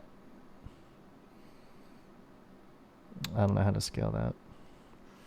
I should have like oriented it this way. There really is no way to scale that. You have to inner extrude it, right? That's like the only way, and then kind of delete out of it. Or can I scale on this face? Is that gonna work? S? Like local scale it? Oh, that's fine. How is that working? That works fine. I guess it scaled it on the face. It kept like the axis on the face there. Yeah, whatever. I'll take it. Okay, how's that hoof looking in reality? We're gonna hit Tab, Alt Z. It's V. I hit, or is it Z? It's Z. Solid. That looks terrible, but you know, it's tiny. It's too much hoof. Too much hoof, but again, it's out here. I don't like it. It's gross. It's disgusting. Gross toenail. That's kind of what they look like. I think the angle here is just kind of funny. There's a lot of C-stands in this game. Or there will be. Yeah, it's just this angle's like feels funny. So I'm gonna hit Alt Z 1. Nope. Tab 1. There it is. Okay, so I'm just gonna play with these a little bit. Just kind of smooth this out.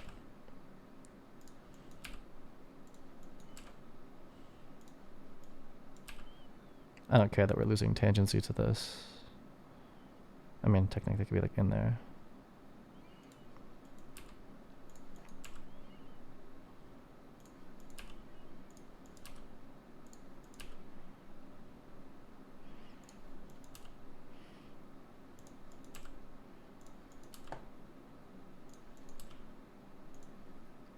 Yeah, it looks terrible. GY. Yeah, we're no longer a circle on the bottom, but that doesn't super matter. I just think that's a better looking. You'll never. Well, that's, you might. Well, no. C-stands are like currency in the way that in the kind of game I'm building. Like, there's going to be so many of them. Z, solid. Sure. Tab. Cool. There's a hoof. So we're going to stick those on there, and we'll build the next tier, and then we'll build the shorter one. And we're. Oh, that looks terrible. Maybe if I just smooth the whole thing. I fucked it up. Okay, that looks gross because it's so low poly. It looks terrible. Okay, we're gonna do that. Yeah, I should have known. We should be doing like scaling. I shouldn't be like I shouldn't. Whoa. I shouldn't be like hand moving them like that because there's circles that are, you know, once you break the actual circle part of it, it looks crazy. As it is. Oh, I broke that piece. That looks terrible. Yeah, I should be dealing with them as circles. Okay. Tab 3, and guess what? Goodbye, all of you. Let's do this one more time. But we'll just treat it as circles and say fuck it to the try to make it like too perfect.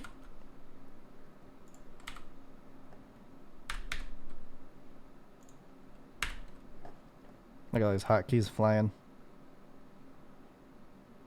I'm just gonna call that good enough. At least they're circles. That's more important than I'm gonna bevel it too. I don't know why. Just want to. To this Alt. Hey, it didn't work. This is like some sort of like awkward subdivision in the middle or something. Is that what's happening? Or wasn't I doing? I did something super wrong. Like something's wrong here. Like, or no, I see the subdivision. There's 4 faces there. How come that didn't select through? 1, 2. Oh wait, no, these are quads. So this Alt. It doesn't consider this like a. Whoa. Okay. Hey. Wait. It doesn't select. It's not calling this a ring, which means something is probably wrong.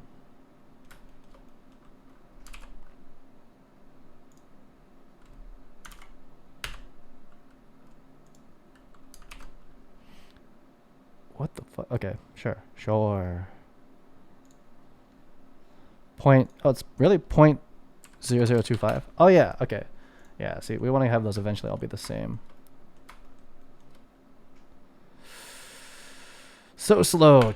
I'm slow. Okay. Tab to get back out. Yeah. There's a foot. Done. Okay. Let me just do a couple more.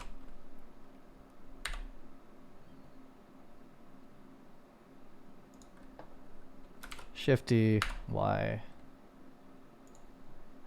That's the worst one. Those ones are fine. I don't know what happened with this one. Maybe if what I can do is I'm just gonna make this leg longer. That's what's kind of like upsetting me about this model.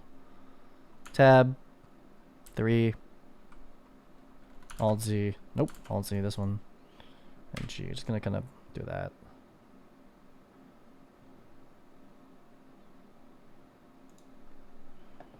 There. We modeled the C stand really poorly. That's okay. Slowly we learn the blender. Might be overlapping vertices. Oh yeah, so like merge them. Oh, is that the merge by distance? That's a good one. Yeah, merge by distance is like the default merge for most programs, but control right click for the shortest path selection. Yeah, it wasn't loop selecting those. Oh, did I fuck this? Is this after? Or is this okay? V. Oh, it's Z solid. Alt Z. That's why. Okay, it's just like the weird view. Yeah, I wasn't able to select the hoof.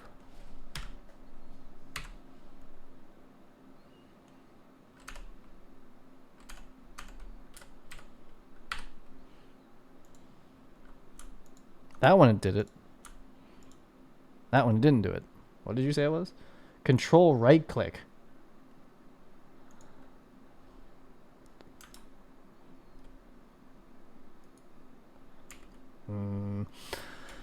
Maybe. Anyway, there's some hoofs. So I need to have like. Now, is this good enough that like this is what I'm gonna make every T handle look like? Because there's a ton of these. So like, I should probably do like a proper intersection of these two, like so that this is like actually extruded out of it, so that we have like kind of an edge, because there's so many. So I feel like doing that. How hard is that gonna be?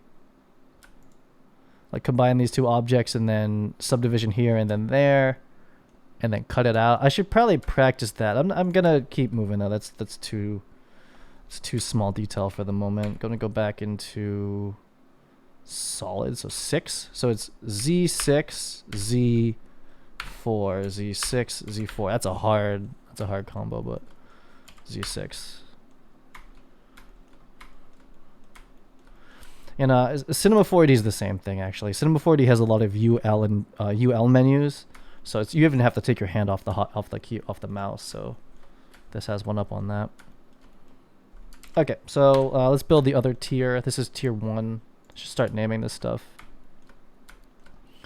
So we're gonna take this piece and we'll just see how this is gonna work. I haven't had to do this type of modeling for quite a bit. Now there's like a ring there that isn't quite shown. Z4 into that wireframe. And this is a little bit, this is the full baby pin. So this is the baby pin adapter with the inset, and this is like a bushing with another like rubber stopper on it. I think that's how that's gonna be. So this needs a scale in not Z, I think is how we think about this. So we say S shift Z, yep, like this. And I think, yeah, is there a bushing there? No, there's probably no bushing. It's like a direct pin. I have to look at a stand again, like another drawing of it, but what is that? I'll go look at it again in real life. But we need a torus there, whatever they call that in this program. And yeah, so we'll leave that ring there, and then we'll take this piece. I'm back in object. So this. I'll just bring this across for now, even though it's just we're not going to bring each one of these in. They'll be their own object in Unreal, and we'll bring them in on their own. So I have a multi-select going here, and what's going on? Do I have, how come, oh, I turned off gizmos. So the thing without a gizmo is like I'm not confident on like what I have selected, because like it'll usually, depending on how you set it up, it'll be like it'll put the gizmo there. So you kind of know if you have something extra selected if you don't see it. That's what's like being triggered in my head right now. I'm like, I don't see the gizmo, it's somewhere else, but I just have it off. I'm even, yeah, so like I have this selected, something, or all their origins down there. I guess that's what's happening. I don't know, but so let's see what, I'm moving the image plane too. What? Okay, so how about this? How do I control? Okay, I guess that's okay. Ew. So shift, yeah, and then Z, put this here. Yo. That gizmo. So I'm just gonna stick that there. I should have just duped it across the first time. Not super confident on why this box is like kind of clipping with the, oh no, it's like just in there. I see how we modeled it. And do they do smaller T handles for this stuff? I'm not sure.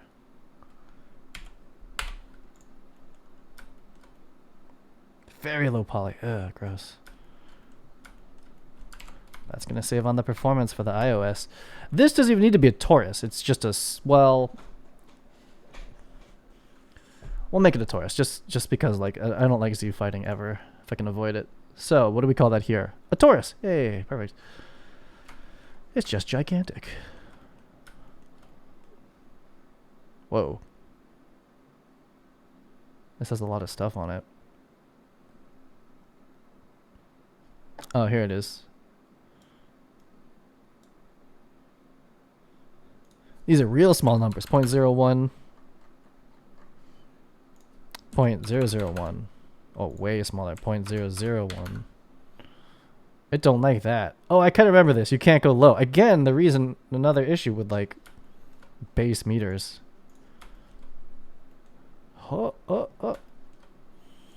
This might be over modeling to do this. Like, this is just too much geometry.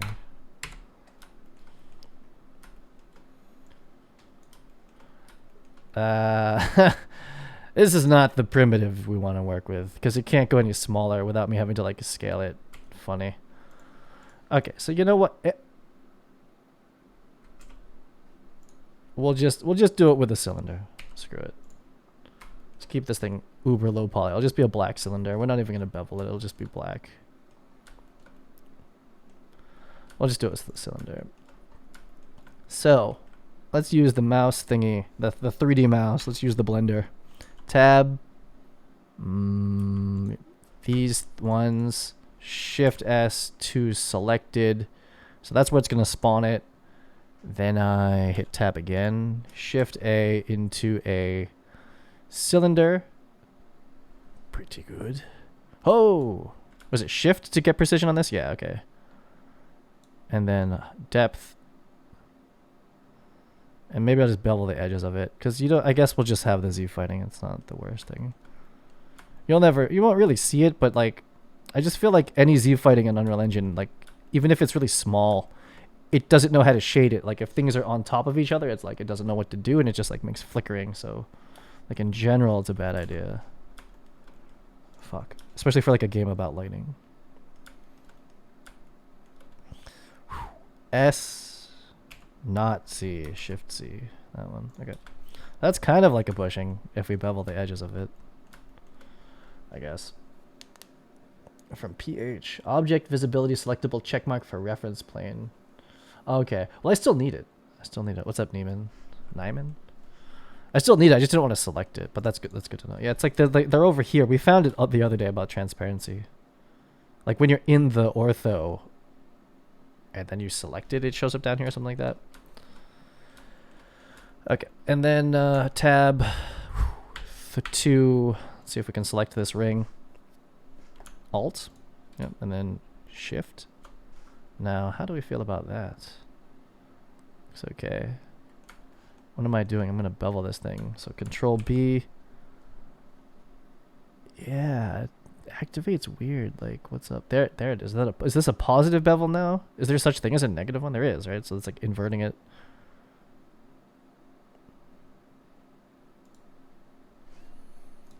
Point 0.001.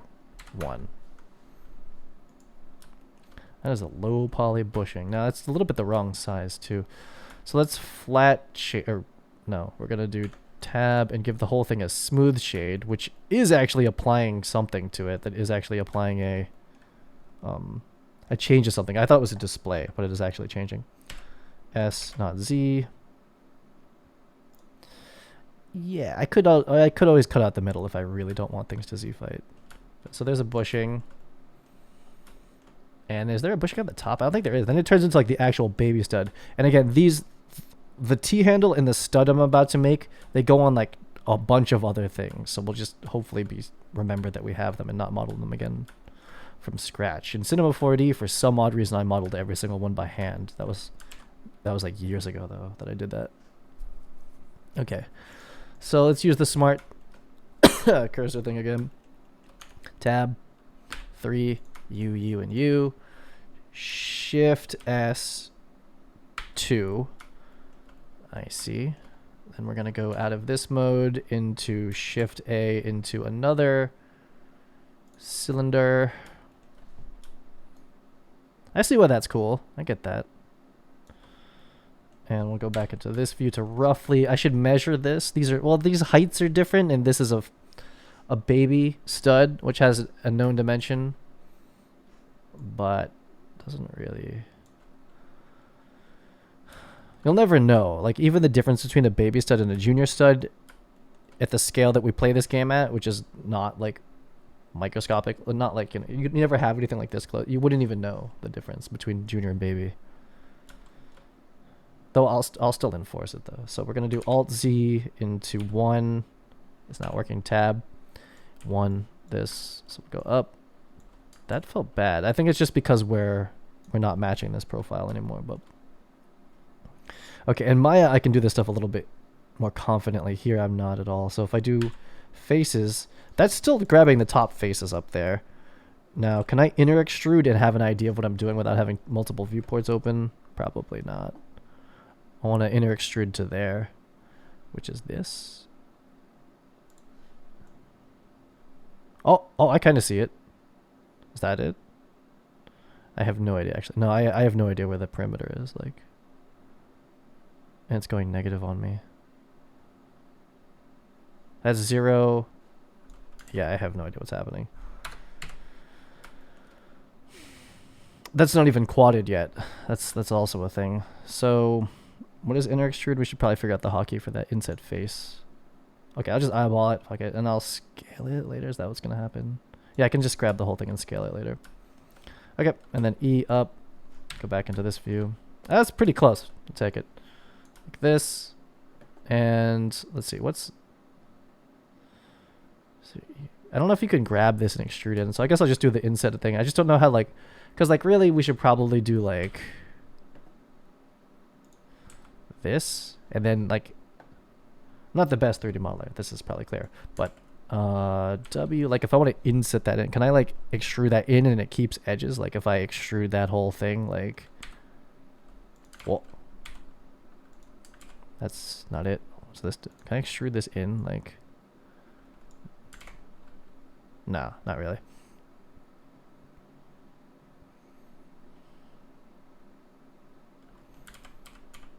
I'll just do it the way that I know how. It's not the best, but... do I need to, like, apply... I'm just going to give this thing a big old apply transform. Am I modeling this all together? I am. Okay, so we're just going to... before we keep going... and 3, this thing. Nope. Tab 3, there it is. And I'm extruding it at this point. Yeah. How do you get back? I just go like that. It's like a different language every day. Inset. Nope. So you grab off the object or else it moves.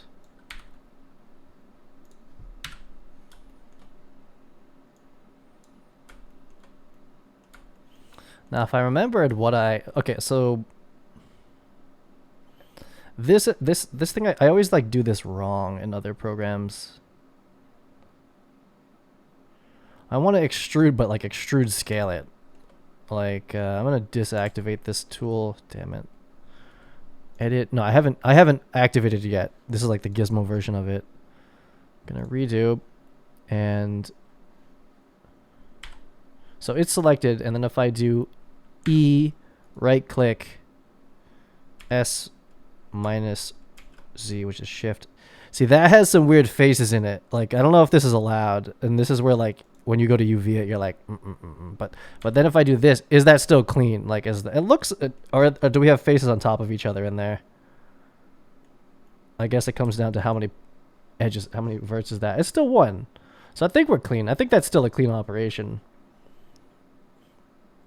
In Cinema 4D, the whole thing shits the bed super fast if you do that wrong, because then none of the modifiers work after. But we're low poly modeling, so we don't like really care like too much on this type of an asset for that. But you do have to get that right in most cases. Like if there's like, you know, two faces stacked or the vertices aren't connected or something like that. But for here, we're kind of okay. Look at this. Z6 didn't work. Oh, wait, what? Z6. Z6. Oh, we're in Alt C, that's why. And then, so what if I smooth this? Is this?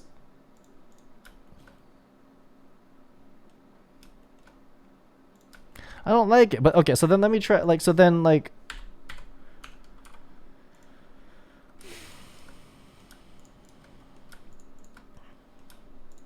and then I tell these to be flat.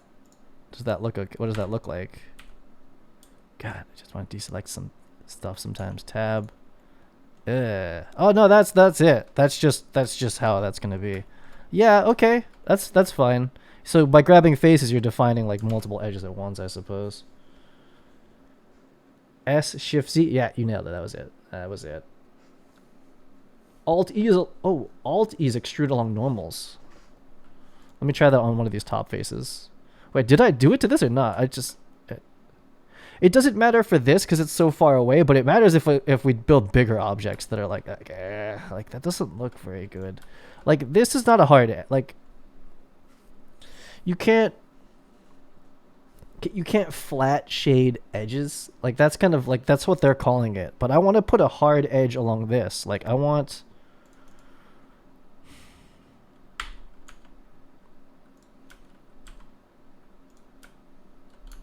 this and this. I want those to be hard edges, which would be this face, which I did. But then these are smooth. Maybe you can't do that. Like that's just, I don't know. Again, I'm still fairly new to this type of low poly modeling stuff. Like at what point do you become not new? I've been doing it for a year and a half. So that's probably not that new. I think in Max I know the workflow because I learned how to model stuff in Max first for Unreal because like they had the best documentation. It's not crease, it's not seam. That's a UV thing. It's not sharp, though it sure as fuck should be sharp. Let me look at what mark sharp means. What does mark sharp do? So we already look at this? I don't remember, so it doesn't matter. Yeah, edge tools. Gimme. Mark seam. That's for UVs. Mark sharp is used by split normals and edge split modifier. Okay. Bevel weight controls the bevel intensity. Nope. Okay. Edge crease. 0 and 1 for subdivision surfaces. Yep, that's what that's for. And there is no smoothing group version of it. Are smoothing groups? It's just like I just don't know how this works. Like smoothing groups. Blender. Like, is there like I've read that before. That is super fucking old. Those are old too. Yeah, it's old too. I don't trust any of this, but okay, so I've read this. You have to, I remember that. You have to export them.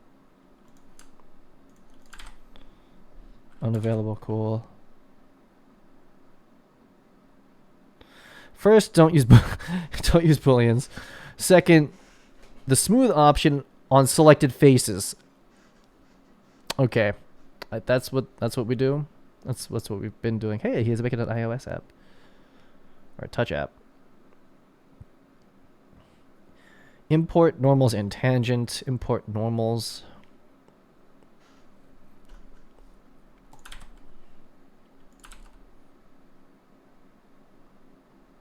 Smooth face. That's what it is. Huh. Okay. It's like not doing exactly how I would want, and I wish you could kind of like color code it then. I guess you couldn't just look at the mesh. That's part of it. Because then I would want these to be flat. And so we're going to export it with face normals. Okay. Wait, can I alt this? No. There it is. Okay. And then flat. I saw it do it, so I guess that's it. Flat. I guess that's how we do that.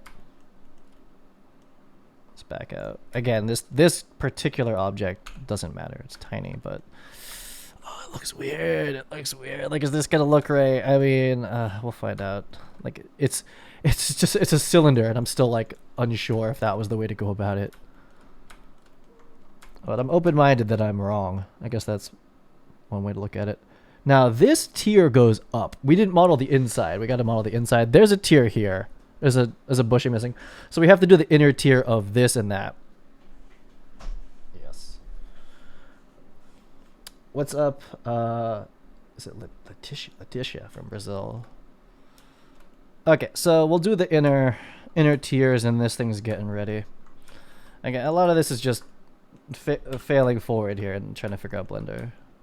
I've modeled this C-stand in like every DCC many times at this point. Z up now. Yeah, so it's a solid, so we can just scale on. Blender's the first time I've ever had to say the word scale on not Z, because that's what this is. Scale on shift Z, not Z. That's how that works. And is it slightly over the bushing? I think it's like that. So this bushing is part of this top collar. It doesn't move, but then this has a column inside of it. So what's going on? And this has a column in there. This has a column in there. So we're going to start to build out the tiered legs. And I'll just leave I forget how they slide. I think it's something actually close to this. So it's time to start naming stuff. And for the life of me, I cannot select things in Blender. Just like, did I select it? And it's like, maybe. I didn't. So this, where is that? Is that this? Tier, what are these called? These are going to be called tier 1. Oh, it's doing an alphabetical sort for me. This is the collar for tier 1. So let's build the other tiers. So I'm going to do Shift-D, right click, and tab 1, Alt Z. So this is the tier for this one in here. So it's this. Like that. That doesn't need to snap. It's okay. Then I'll grab everything. And again, we're doing R, which is cool, I guess, because it's if you can do it like from here, which is kind of cool. So S, Shift Z. That felt Z fighty, like something was weird, but something like that is the inner tier for that one as it goes up. We'll look at it in a second. Tab out to group. I should name this. This is tier 2. Apparently something's already called tier 1 somewhere.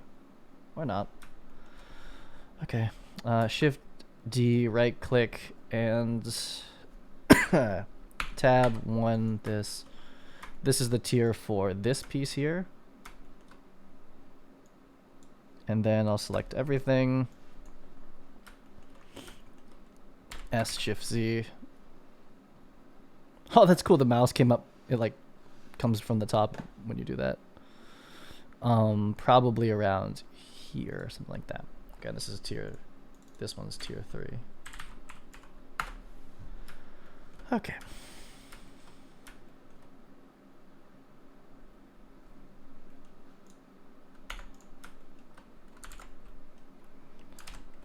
So we only bring in a T handle once, and then I reassemble an Unreal Engine, but we have to block with them. I'm not going to attempt to do references inside of Blender. Like, but this is like a file that we just reference and bring in. I don't care. I used to do that in Maya, but it's more confusing after a while. of like where your references are living. Oh, I hate how low poly that is, but from here, again, this is all for the iOS. Oh, that hurts. It's so low poly. That hurts. It hurts a lot. I think that's the stand. I think that's going to be it. Now, can I find as quality of a reference photo as I found for this, for the 20-inch? Let's find it. I'm pretty sure I don't have it, so. IN. Is that smart to write 20? How about just 20? That's probably enough for Google. We just want kind of like a clean side closed ortho for a 20-inch, just for roughly. I guess I could reverse engineer it. That would be fine too. But I like having a photo just like to start it. And then when we go into Unreal Engine, I actually tune the actual height that it hits, like programming wise. And the modeling, it doesn't. It can be a little bit loose. Yeah, it's not to be sure. They need to be together. It's this. We're making that. Yeah, that's that one. I could reverse engineer it because we have a base height that we've committed to. So I'll just reverse engineer it. That's cool.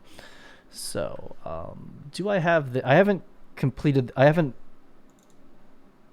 In the name of open sourcing, I'm making like a document wiki that's going to have all this data together. I haven't done that for this yet. So it's in here probably. Matthews, 20-inch. Yeah. So what's our max height? That's our min height. Well, we need to... Actually... I'll deal with that in Unreal. So the min height is 76 centimeters. So let's save as... Oh, we're doing this in the wrong folder. Oh well, I'll figure this out later. This is the turtle base. We're modeling it all together. So I'm going to just call this the... This is a C+ riser. Just call it a riser. No, I'm going to call it C+ riser.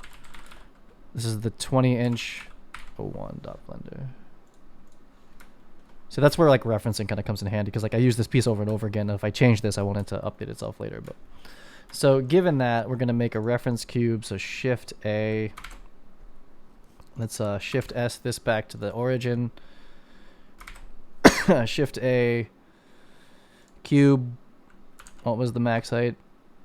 76. So is that 0.76?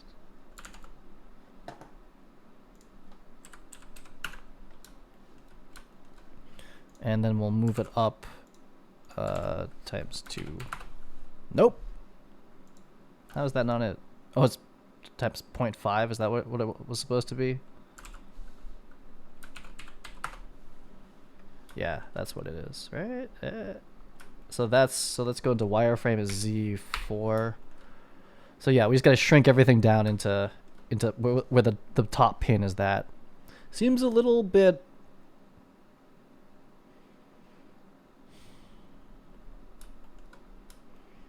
I mean, when do you ever look at real world objects in pure orthographic? But it seems a little bit weird like that. And this will be good because then all this stuff goes into creative mode too, which it hasn't. I haven't been doing much grip stuff for creative, so a lot of grip equipment coming out next update. Grip tips. What is up? Yeah, we're doing the grip modeling all day. I should have grouped all this shit before I did this. Named it. Because now it's like going to be like a guest fest. Whew. Click. Let's start naming shit. You. Oh, I'm so bad selecting in this program. Z6. Yeah, okay, so let's start naming. Baby bin. There's only one of those. We're going to call this bushing 2 because this is bushing 1.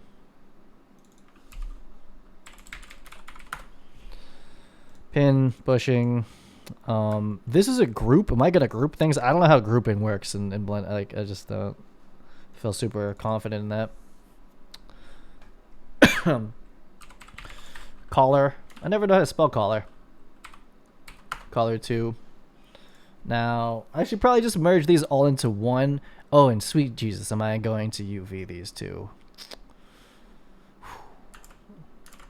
Answer to that is no, I'm not going to. Because we're not going to like dirt map these and won't matter. So I'm going to call this caller to part 1. Yo, what's up there? Caller to part 2.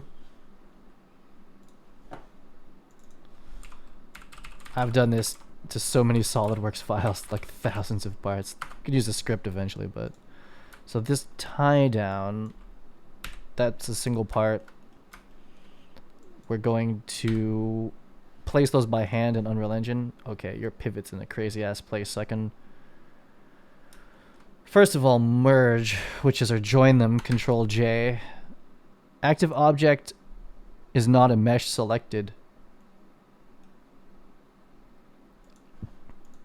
God damn you, Blender, what the hell does that mean? Okay, how about now? Yeah. Okay, so that's just its own situation that comes along later. Hide this. So how do you group in this program? Lord help us if it's not Control G. Oh, I don't want a collection. Okay. Wait, it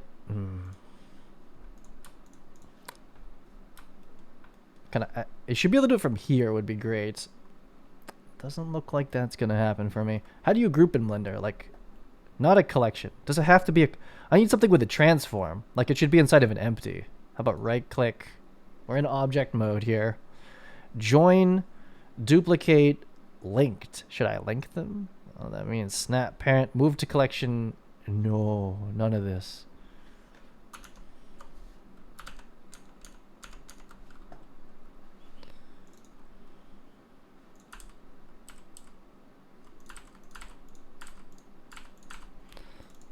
Grouping.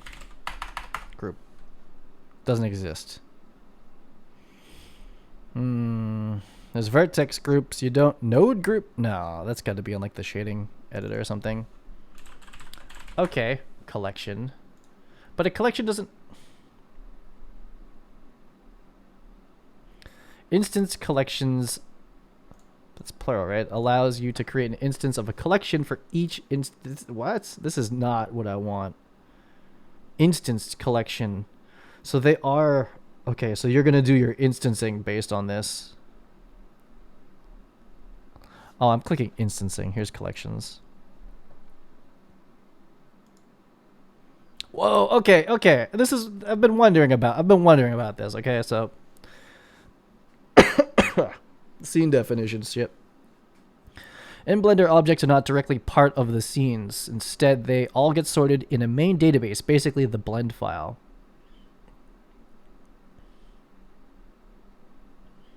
So scenes is like a sub. Okay, so scenes is so the blend file is like the main database, and then scenes are like high level, like abstract collections of these objects, basically. From there, they are referenced into many scenes as you would like to see them.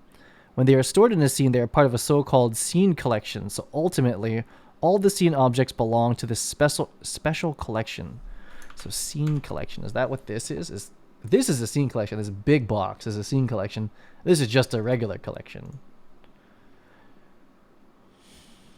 I don't like it. Okay. Collections. While the scene collection contains all the scene's objects, the user can also make their own collections to better organize these objects, right? Okay.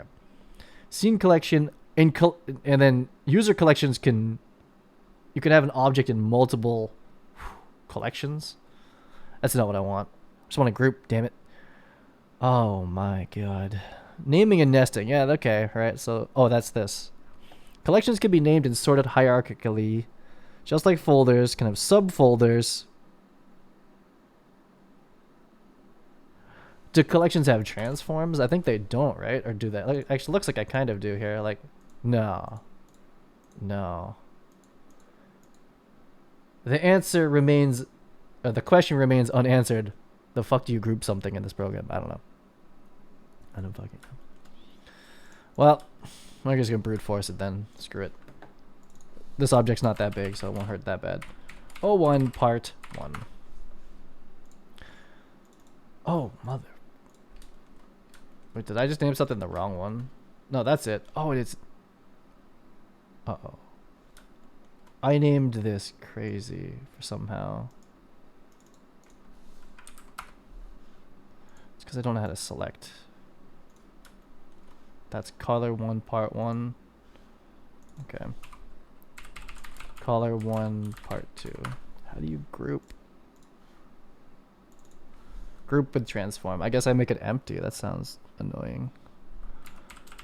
Color 1 part 3. Okay. This is bushing 1. I'll call this part. This is part of the color. So color 1 part 4.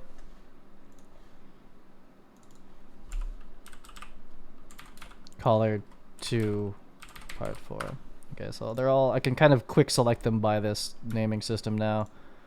Bushing. That sure as hell is not a bushing. What the hell happened? Okay. Baby pin. Part of named correctly, named correctly, named correctly. Part of color 1, color 1, color 1, and color 1. Okay. Fine. So then we have the inner tiers that we have to handle. And yeah, so tier 1. Why did tier 1 get renamed? I'm going to call this tier 1.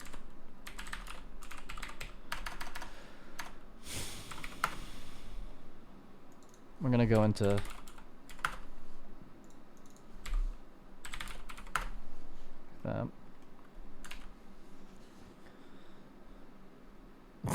Thanks, Crit. Okay, so with everything named, what's all this extra stuff here? Oh, the legs. Oh yeah, because they were not named yet. Let's finish naming everything. Oh, I never know what I'm selecting. Okay, let's do it out here. Don't move stuff. Let's just move into pure selection. Still has a gizmo out though, but okay, so this is this. I don't understand like the multiple selection thing here. I should watch a beginner's course again still. Okay, so we're gonna call this, these matter because this is gonna get, how I bring this into the engine matters. Let's call this leg 1. This is the leg here. So again, I guess that's this thing here. So we're gonna call this leg, how did I call this? Yeah, leg 1 part 1. This is because I don't know how to group, but it's fine. Leg 1 part 2.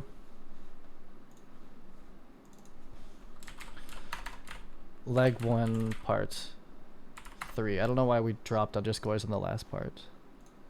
And repeat. Part leg 2 part 1, and then yeah, I guess we're, I mean, I would rather subdiv or have an underscore there, but we're doing it weird. This is leg 2 underscore part 2. Leg. Actually, should this all be, is this going to be is this all going to be one static mesh in the end, and then I am going to use a skeleton? I'm not sure. I don't know. Leg 2 part 3. In which case this naming is kind of like never had to really happen.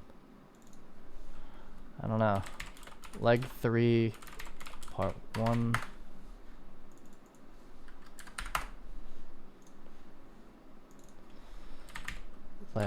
Like something about static meshes, it's like you all that means that like if I need to change any animation on it, I have to come back to Blender, which sucks. But then the good part is that the high level in Unreal Engine, I never have to like move anything and have timelines or animation. It's always just calling an animation on a skeletal mesh. So I don't know. Either is fine. It's just like what's less annoying later on. Okay, so we're almost all named. This is a reference. These are probably, oh yeah, let's name these. This is the pin. Oh, that's all one object now. So we're gonna call this T handle. Guess we'll instance a couple of them. What's up, Dust? I am making a, for all intents and purposes, a lighting stand that's gonna go in my video game, my movie making video game. And I come from Maya Cinema 4D Max ZBrush Mudbox world, and I'm slowly learning Blender instead. Or in addition. There's going to be some things that happen in Maya, there's almost no question, but everything that I can get done here I will try to do. Everything is named except for you. Where is that? What's this? Oh, that's part, that is leg 3 part, whatever the last number was, 4. Part of that. baby pin, and then these are references, I believe. Those are height references. That looks pretty good. That looks okay. That's like a 5 out of 10 C-stand right there. It's okay. Yeah, from this distance you'll never know, and if we did the shading correctly, you just definitely will not know. Also, I make these pure chrome, essentially, in Unreal Engine. So, what am I doing? This is the 40-inch, and do I feel confident that this is the one that's going to go out to it? I don't know. Let's save as. We're going to just do it all in this folder here. So this is like a full C-stand. I'm going to have to part it out eventually, but anyway, this is a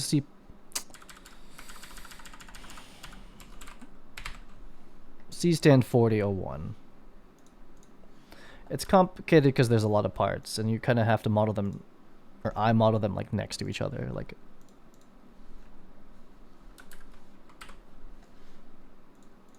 These names make no sense. Okay, so we're gonna go back to here. Where's my 20-inch one? That's gonna be Alt-H for this. It's this one. So I'll name it so that I know what this is. This is the 20-inch reference, and this is the 40-inch reference. Just call it ref. Anyway. And V4 didn't work.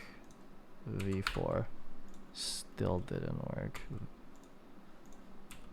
Oh, it's Z. It's Z4. That's why. It's Z4. Okay. Okay, so after all that naming, we got to bring all this stuff down. So this should be somewhat easier now that we've named things here. Been editing the whole time. The vlogging. Oh, you're vlogging? Do you have a YouTube channel? Is this your YouTube channel? I got to bring all this stuff down. So that's going to be what? Those are all the collar parts, I believe. And I'll do the tiers separately. So this is all okay. Can't. Sure. So that's all of the collar pieces and the baby pin. Oh. Yeah, does that feel right? Like this. The T handles we bring in separately. So all of this goes to there. That's not fucking correct. That is not right. It's like something is. This is the. So things just scaled funny. Like that doesn't look right.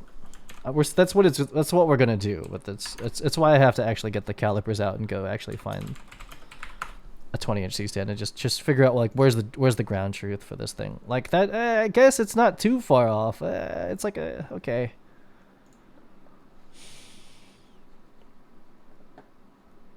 You know what it probably is on the 20-inch. I bet you these little columns are a little bit smaller. Like everything's a little bit scaled down. It's not too far off. It's not too far off. I don't like it, but I bet you these are like a little smaller, and I bet you the radius is a little bit smaller too. Like I would want in my head to be like, oh yeah, it's just but like I bet you everything's just a little bit smaller. But we'll just go with it. Okay, so this is tier 1. This should just be a pure vertice dance here. Yoinks. So this is the external tube. It never moves. That's incorrect. Is that... Wait a minute. I named these wrong or something. Hold on. This is... I named the tiers wrong. It's not good. Tier 01. This one's tier 2. This is tier 1. Yeah, it's not good when you're doing name-based selection if you get the names wrong. Okay. Tier 1. This is the outer tier. Tab 1. Select. And you go... It can go inside a little bit. I don't have to do perfect. I guess I could do snapping. Why not? Just fucking get it right. There you go. Tier 2. You can't just do that. You have to exit object. Exit into object. Then back into edit. This is the second tier, so this is going to go... We still have snapping on? Yeah, okay, so we're going to bring this down.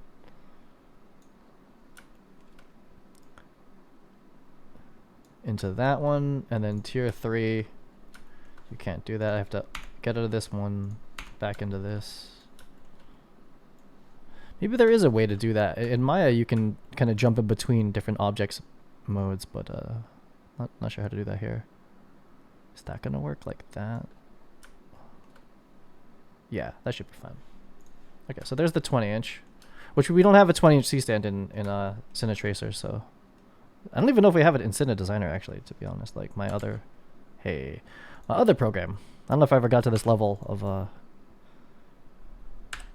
of detail. I'm okay with that. That looks okay. It's this feels a little short, this dimension. Like these would be scaled up, down a little bit or something, and maybe the legs are even actually no, the legs are exactly the same. It's a modular part, but I'm okay with that. So this comes into the engine, and oh god, am I gonna do this as a skeleton? I either do the work here, and it comes in as one skeletal mesh.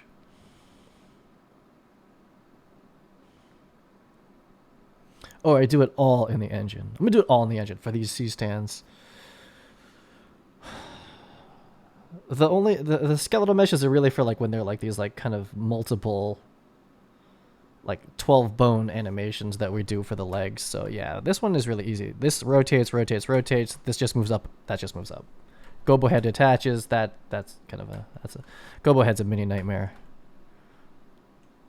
But yeah, okay. I'm okay with this. Let's look at why does it look wireframe? So we need to use 6 to shade it. That's shading, but that's pretty good. I'm okay with this. So is this still named correctly? So I'm just gonna try to get these into the thing. Uh-oh. Let me see. My YouTube says chat disconnected. Unable to connect to chat. Well, I can't see what you guys are writing until that fixes itself. Are we still streaming? I think so. 10:30. This has been productive so far. We have almost our workflow worked out here for us. Where's your... Now, where should your... it's not a bad origin, actually. That's kind of fine, because then if we're going to put, like... Are we going to put sockets on these? I don't think so. I think we're just going to parent it later. And Unreal Engine, we don't need to parent it, or socket it, because we're not going to switch them out or anything. Okay. So, if we're going to do this as individual objects, I'm going to bring this in. We're going to bring it into the test project and then into the real project now. So we need to start to part this out by each mesh gets exported separately. So with that in mind, so let's start to... damn it, this is where groups would be super helpful. Maybe collect...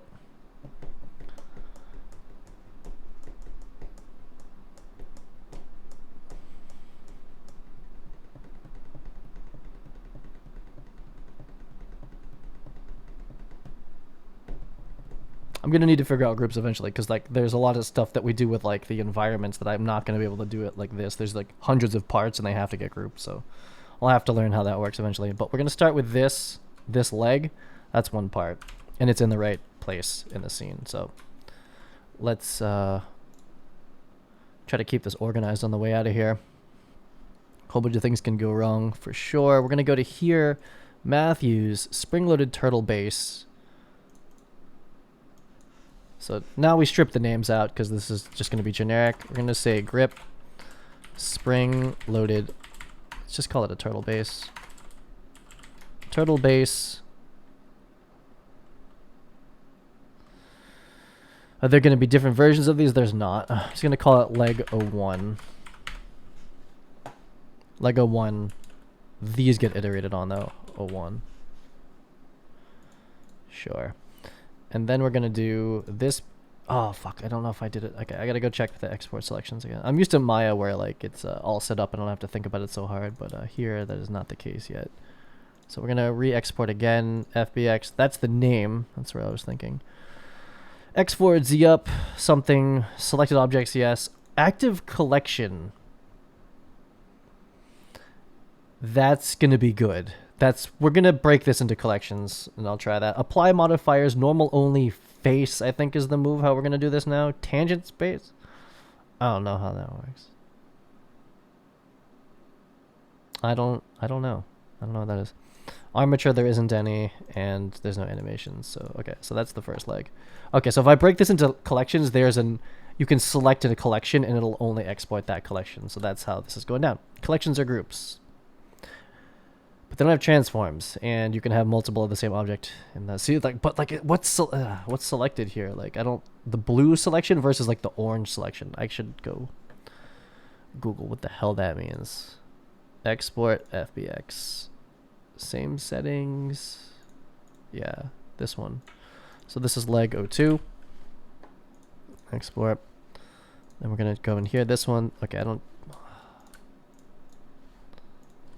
trust this selection stuff here. I should check that that's even working, but they should all have the same generic ass material on them.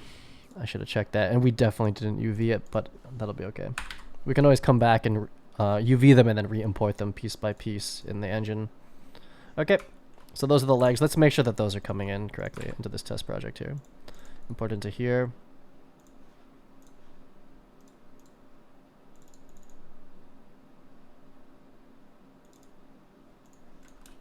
Just do one. Give me a collision by default. Sure. Combine it. Yep. Okay, let's see it. Doesn't like, has degenerate tangent bases. Wonder why.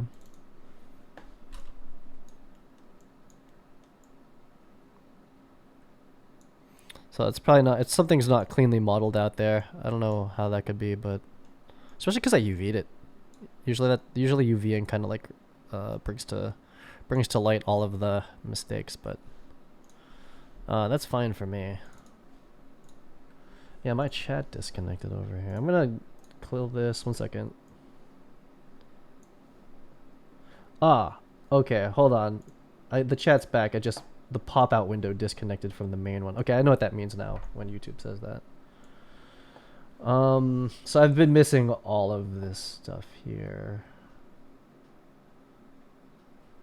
So wait, where's your vlog going if you're still here? Why not use a workflow from Nitro X 3D by Chip Walters? There's a video on his YouTube channel. What's that? I don't even know what that is. In this game, the C-stand is essentially something that you have to like collect and use as a tool. Okay, so let's import the rest of these pieces, make sure that they look okay. We're getting some like tangenty import. I don't even know what this is, to be honest. These normals, I don't know what these are. No idea. Can I do import normals and tangents? Oh, I don't know. Oh, that did it. So those pieces all look fine so far. So, oops. So this is all working out. Yeah, okay. And we'll just do import the tangent thing.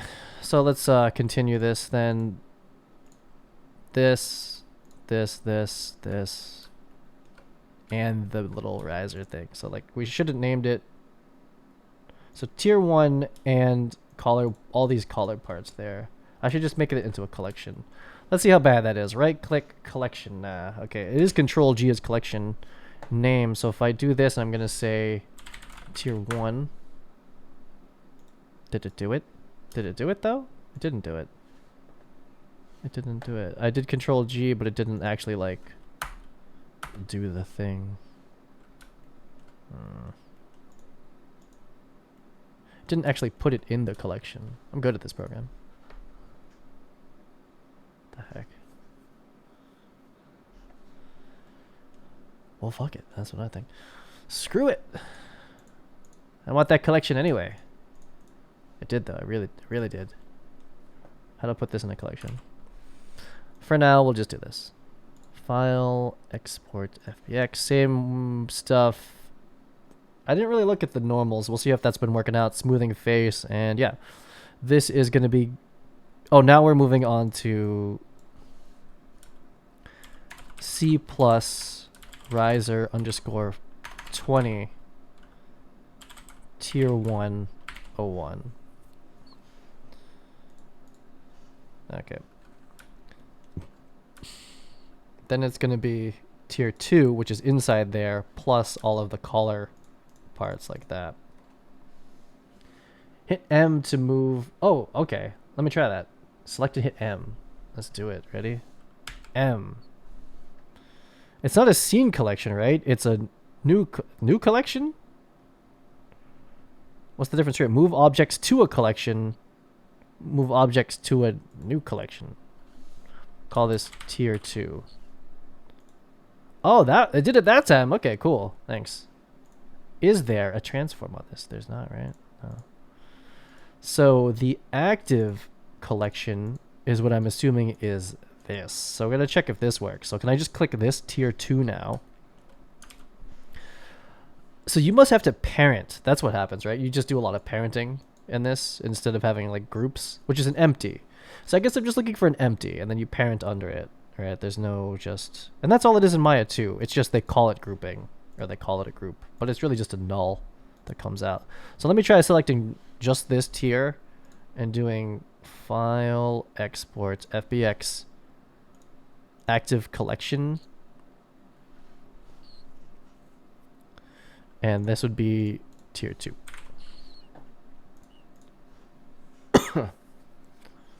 New collection. Okay, let's see how this comes in. This is tier. Let's bring them both in. Looks good. Okay. So tier 1 and tier 2, looks like they came in fine. I don't like the shading on this. Like I can tell that this is like kind of weird. Like it's still dark on the bottom when you do this weird smoothing thing, but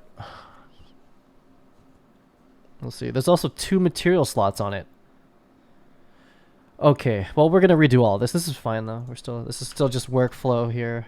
Blender UE workflow learning. So especially if I do it by the tiers now, this should be more automated. So let's tier out each piece then. So this one, and this one. New connection, leg 1.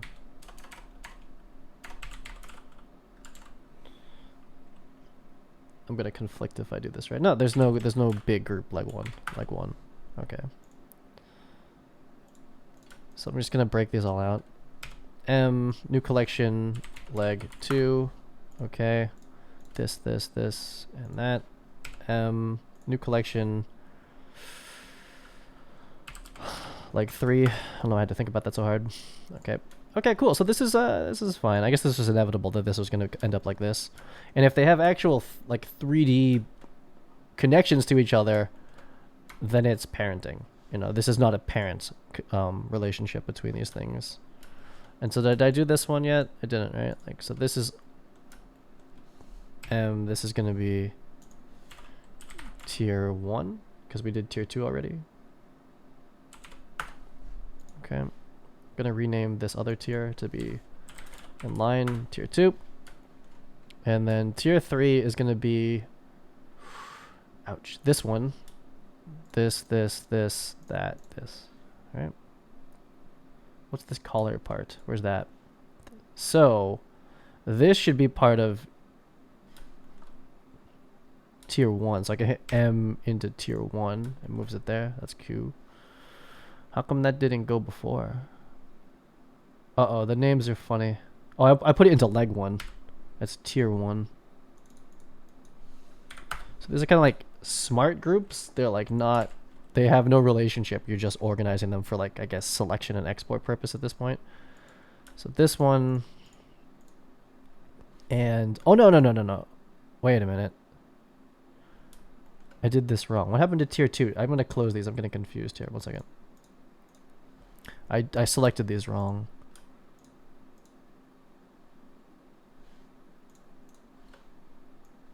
Yeah, that's tier 2.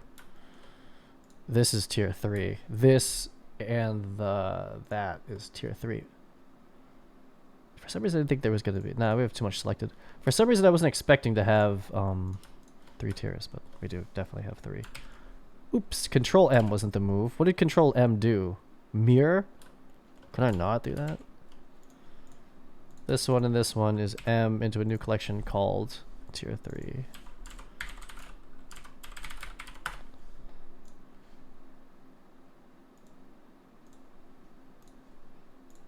And all that's left is the references, the camera, the empty, and the T handle 01, which is its own object. Okay, what is selected? Does that look right? Is that like is that what like Blender scenes normally look like? Add bevel to remove that shading artifact. Oh, interesting. That makes sense. Yeah, we'll probably come back and do that. So what I did before when I was doing this, so like this piece here specifically, right? Like we're in tier 1. It's cool that it's organized now, so this is good. Like I would just model it with enough subdivisions that I wouldn't have to ever worry about this.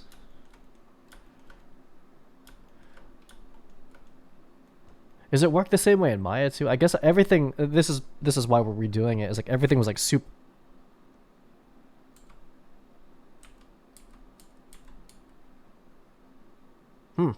Hitting the number. What the fuck?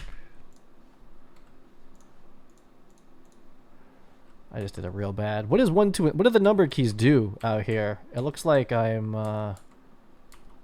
Wow. So the number keys iterate through the tiers and then like ISO select them. How do I get out of this? I want to see everything. Just turn them on by hand. Okay, that was weird. So again, let's go back into tier 1. How come these are not? Did I spell tier wrong? How come this isn't down here? Tier 2. Why is tier 2 not alphabetically under that right there?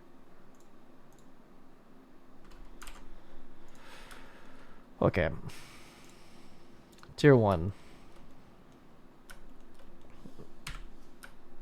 So tab. So if I grab the edge here like this, didn't work. Alt also didn't work. It just doesn't like this as an edge for some reason. So I guess the way, so you're saying is like, so if I bevel this, then it kind of forces it. Well, we'll just fucking do it. Let's just do a quick bevel. So Control B,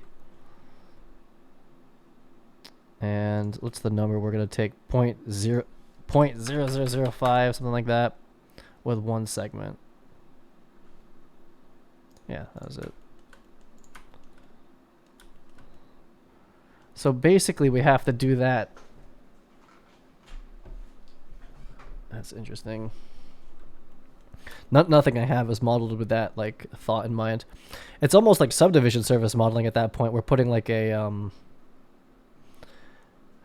gate loop, as I think some people call it that. Like Grant Warwick used to call it that when he was, you know, when he's modeling in Maya or Max.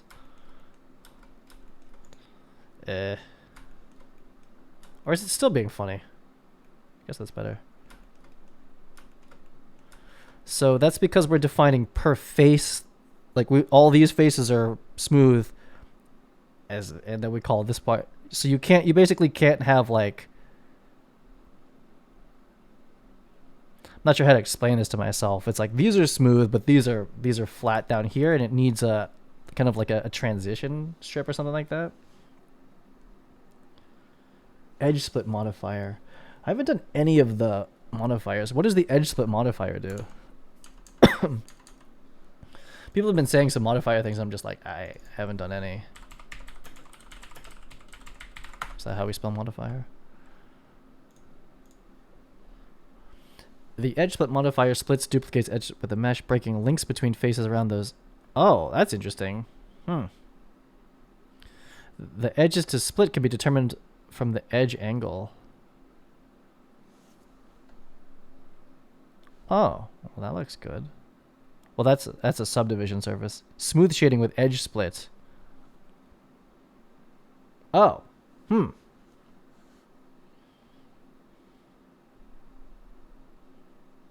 Is that different than the normals modifier? Use modifier to do that first. Mark sharp. Oh, someone was saying that yesterday. Okay, so let me kill that. Okay, so we would have a good amount of work if we're gonna go workflow that onto everything, but that's fine. Content modifier? Can I just type edge split? I think it did it. I think we did it. Okay, so that's the edge. Let's just stop selecting everything, right? This is like an object level, isn't it?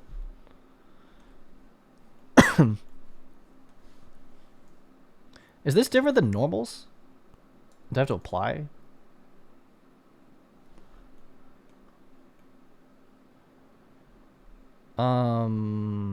I guess that was good. What did we just do? But it's still all one piece, right? I thought it was like splitting it. Oh god, we need to strip all the materials off of this thing too. We'll just do that. I need to select everything and delete the materials and then just put nothing on it. Or just have it be the default material. Okay, so let's...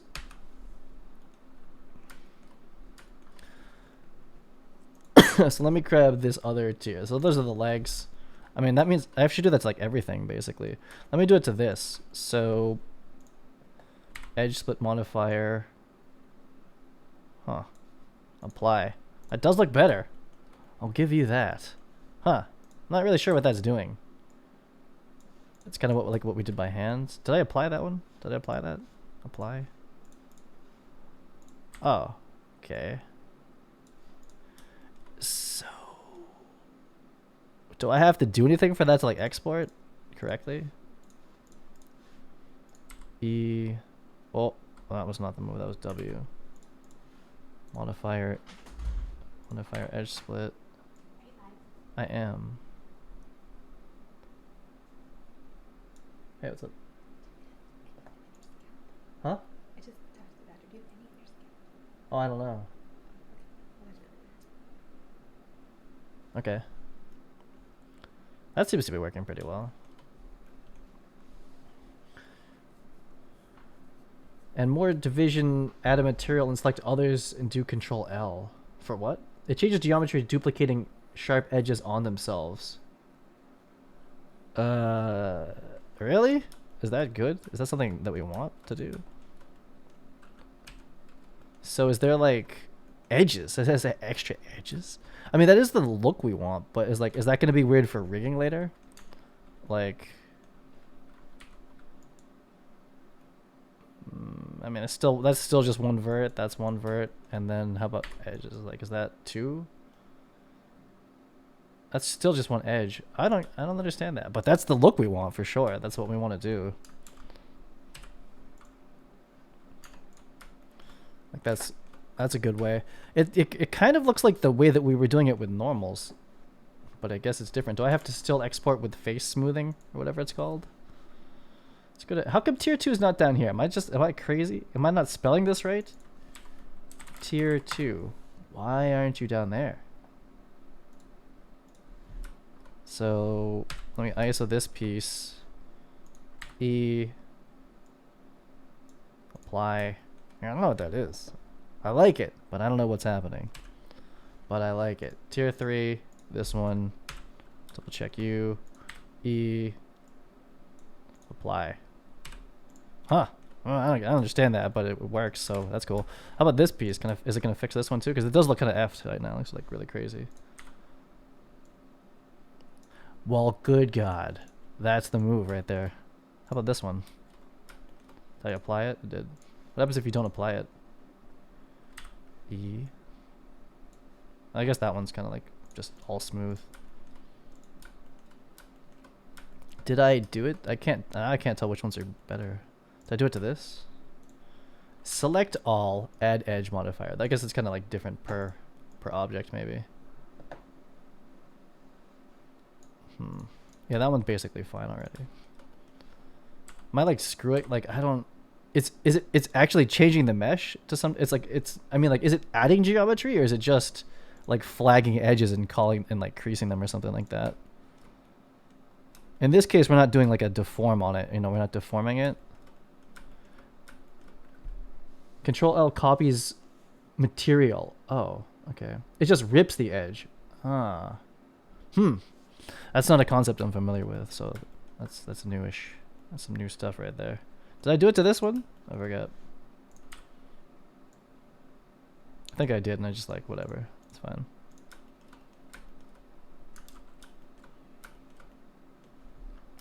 Did we do it to this one? Those look fine. Those are basically all smooth, right? The way that I modeled that. Oh, okay, cool. That's interesting. Copies from active. Oh, really? Control L? Yeah, so we want to, it's because we had a UV material on it because I was UVing these pieces, but I am not UVing everything anymore. Okay. So let's,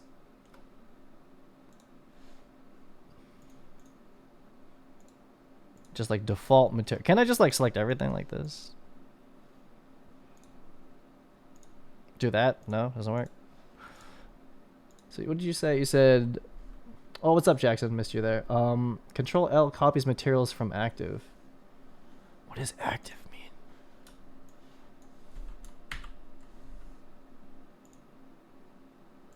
That's not what I wanted. What's the active one? Okay, so how about this one, and then I make it the default material. I mean, I guess I could just leave, as long as they're all the same, actually doesn't matter. So screw it. If they all have this material on it, that's fine, you know? UVs are crazy. Someday, there's no need to use, how I do the materials on these, there's no need to UV them at the moment. Now, that being said, we do want material IDs on this because I want to be able to change the heads. Okay, this is good. Once we get the C stands, it sets the pace for really all the other ones. So let's make a new material for this, and let's do this in an organized way. So new, we're gonna call this one. I don't really do like prefixes for this, so I'm just gonna call this one metal. And I'm gonna make it like dark, like that. It's not on there though. Hey, so we gotta delete this one. It's not on there. What's going on? Am I like not selecting anything? Is that what's happening? I feel like this happens all the time for me. This. You. Oh no, we're gonna, well. Okay, yeah, so this now okay, so it's a material decision time. Are these all like seamless materials? Or are they with like material IDs, or do we do this with one texture call? Like actually UV them. It's cheaper to do them. It's cheaper to do it that way. Is to actually UV this into one thing.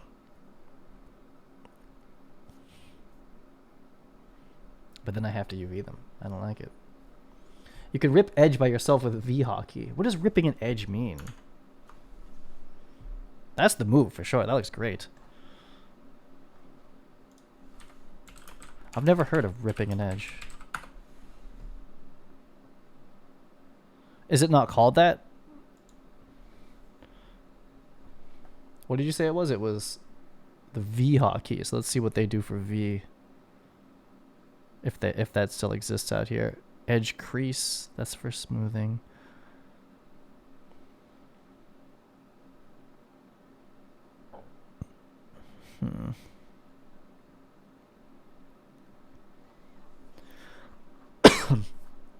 I've never heard of it. Though that's for sure what we want. Still struggling out here trying to make this have the right material on it. So I'm selecting this, right? And it's up here. Yeah, I'm going to do it the way that I usually do it, not UV it. There's just going to be material IDs. And this does get complicated then. Like, I think it'll be okay. So if I pull this off, that's working. So it doesn't like give it like a default one. So we'll say, oops, I want it to actually be metal. Okay, metal. Can I do that to these two? Metal. Not really. Okay, you gotta do them like one at a time. Delete this. Metal. I'm gonna do it slow like this. You said it was Control L though. Materials. That is faster. Doesn't work like that. So, active is the last one, is that right? Okay, active is the last material. Look how different the shading is on those. That's interesting. Should probably do that same modifier thing to this real quick. So is the last one. So we want like this, and that. It's Control L M. This. Oh, I don't like it. And then there's gonna be Oh, that's actually not correct either. But let's do the plastic ones. I'm gonna do like the shader thing to this because this looks funny. Modifiers. Where'd you go? Constraint. Modifier.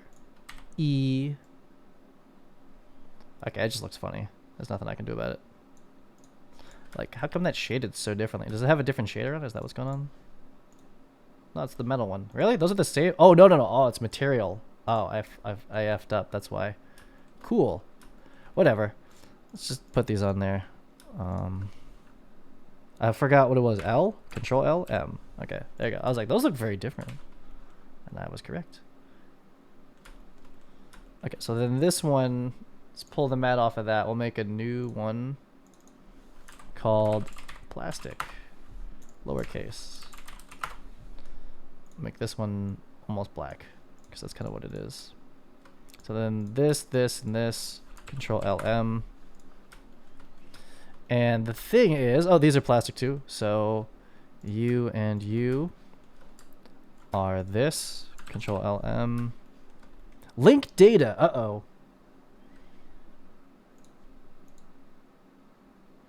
Does linking set up something more than just copy and pasting of the material? Like if I change this, is that going to change that now or something like that? Is that what's happening? Like is it destruct? Yeah, I don't know what linking is in this yet. Like if there's a downside. I think for material selection it should be okay. So the thing is that like at rental houses, you dictate what rental house it's from by the color of these colors. The color of the collars. So they gotta I want that to be part of this. And I forget. So let's go to like it's gonna be hard to find this. Like Eastern effects. I don't Eastern effects.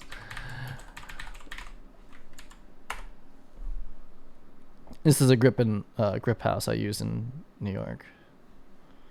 Those are pretty silvered out. Oh, there's not a lot of pictures when you do that at all. Actually, I don't know if they got destroyed in like, was it Katrina? They got like flooded and all their stages got, this is a long time ago. Okay, that's not how we're gonna be able to see grip equipment. Anyway, the collars get colored. Even the tie downs do. I'm gonna do the whole thing. So I'm gonna call these painted. Even that. Oh no. So let's give this one a special one. We're gonna do a new material. Delete this one. New. I'm gonna call this paint. These are the painted ones, and we'll give it like a real, like an actual color. Okay, so we're gonna take this, and this, and this. That one last. Control LM. Right. So that's kind of how it looks, and then we kind of have to do that to this too. I gotta recenter that one. The pivot for that, it's not gonna work out. So this object, how do I move it to there? Is that the thing I can do? Selection to cursor. Yeah, okay, that works. So this one needs to have its situation handled too. So this one is we have to go into like sub object here. I should have left this as a collection, but be okay. Select everything and select the object you're okay, yeah. I slowly figured that out. It's like instancing a material. So if you okay, so they're okay, that makes sense. So like if I change this one, they're like all linked together somehow. Isn't that the same thing of just like assigning the same? Because they're all referencing the same material, or maybe they're not. I don't know. So let's do on this. We're gonna have to go into object mode. God damn it! What does that do? I hit 3. How do I get out of this thing where like it's like I never had multiple collections until now, so it wasn't an issue. But okay, we'll put them back anyway. This object, where are you? You're in here. That needs its own collection, I guess. New collection, T handle. Okay. So this one isn't like that. And it's like L again, isn't it? It's like this. If I hit this and I hit L, it selects the whole object. Oh, there's... Oh, no. No, that's not it. I thought that was said rip. It does not say rip. I forget how this works. And then this is L. So I want this one to have paint. It didn't work. And then I want this one to have metal. How does it work? No, it's not. That's not how you do that, I guess. Okay, so how about this then? We'll just, because we're in a collection now, I'll just rip these off. So I'll just take this thing, L, and separate selection. And then this, no, we're in edit mode. And this one, I want it to be metal. That's fine. I'm going to export this all as that anyway, so let's just name them. So T handle part 2, and this will just be T handle part 1. Okay. So we're not using metal. We're using material 1 now. I should be using metal though, because the names do matter. So once again, there's all these subparts that I'm not seeing at the moment. This has just been messy. That's all. So let's do this, and this, and this, and select that. Control L M. I forgot one. This one. Control L M. There's ones that are hidden that we're not linking, so let's fix those. They're going to be hidden in the tiers. I don't know why tier 2 hasn't reorganized itself, but that's okay. So it's going to be this tier, and this tier. That's all the tiers in there. So if I hit this, ooh, we got some weird shit happening in there. But this should fix it by clicking on that. Control L M. I should have cleaned them all up. Yeah, so everything is now material ID'd, kind of. It's kind of one way of going about it, I think. I did not do this workflow when I first started bringing in equipment into Cine Tracer, so... Right, and so this means in the game, I'll be able to change this color, or the user will be able to change it too, and then you'll have it be able to like match. It's a nuance, but you know, if you actually work in the film industry, and you know where your grip's coming from, you can delineate what color it's going to be. Like handheld films in New York is green, Eastern Effect is orange, which is why I made it orange. It depends what stage you're in. The color of the collar matters. Makes it easy, like if you rent like C-stands from different places, you can like organize them back together later. Control 1. Control 1 does that thing where like I do this. Or is that something else? Luckily it's just putting them back. It's not that big a deal, but... Okay, so that's prepped better now. So thanks for the edge split thing. I still don't know what that is. And I think I just added like some subdivision set, which the fuck does that mean? Can you just go away though? Like, yeah, there it is. Okay. Okay, so all that, and we have to, now we can export essentially. I've put them into collections by the parts they'll come into Unreal Engine. So the T handle doesn't tell me when I'm selecting them. The different tiers, though, this one's up here. I don't know why. Leg and the legs. So let's start re-exporting and then bring them into the engine. Make sure everything's looking okay. Why do you need UE4? That's how we make the video game. That's the game engine. Takes you, yeah, the / does, right? Yeah, I know that one. I think those collection names don't get sorted if you drag and drop to sort. Only if you drag it. I don't know if that way. Oh, I didn't know you could do that for some reason. Oh, for some reason I thought it was like auto. Oh, you can move them. You know what is it these you can't move? Yeah, so these you can't move, but the collections you can. Because I'm used to like having like, I was doing like this. It's like this. Okay, so the parts or the inners of the collection, those are auto sorted, I believe. But the groups, the collections themselves are manual sort. Okay. We're learning. The issue now is I have to go do that same thing to the 40 inch. So, I might be turning this into the 40 inch. I need to go delete, like hard delete out.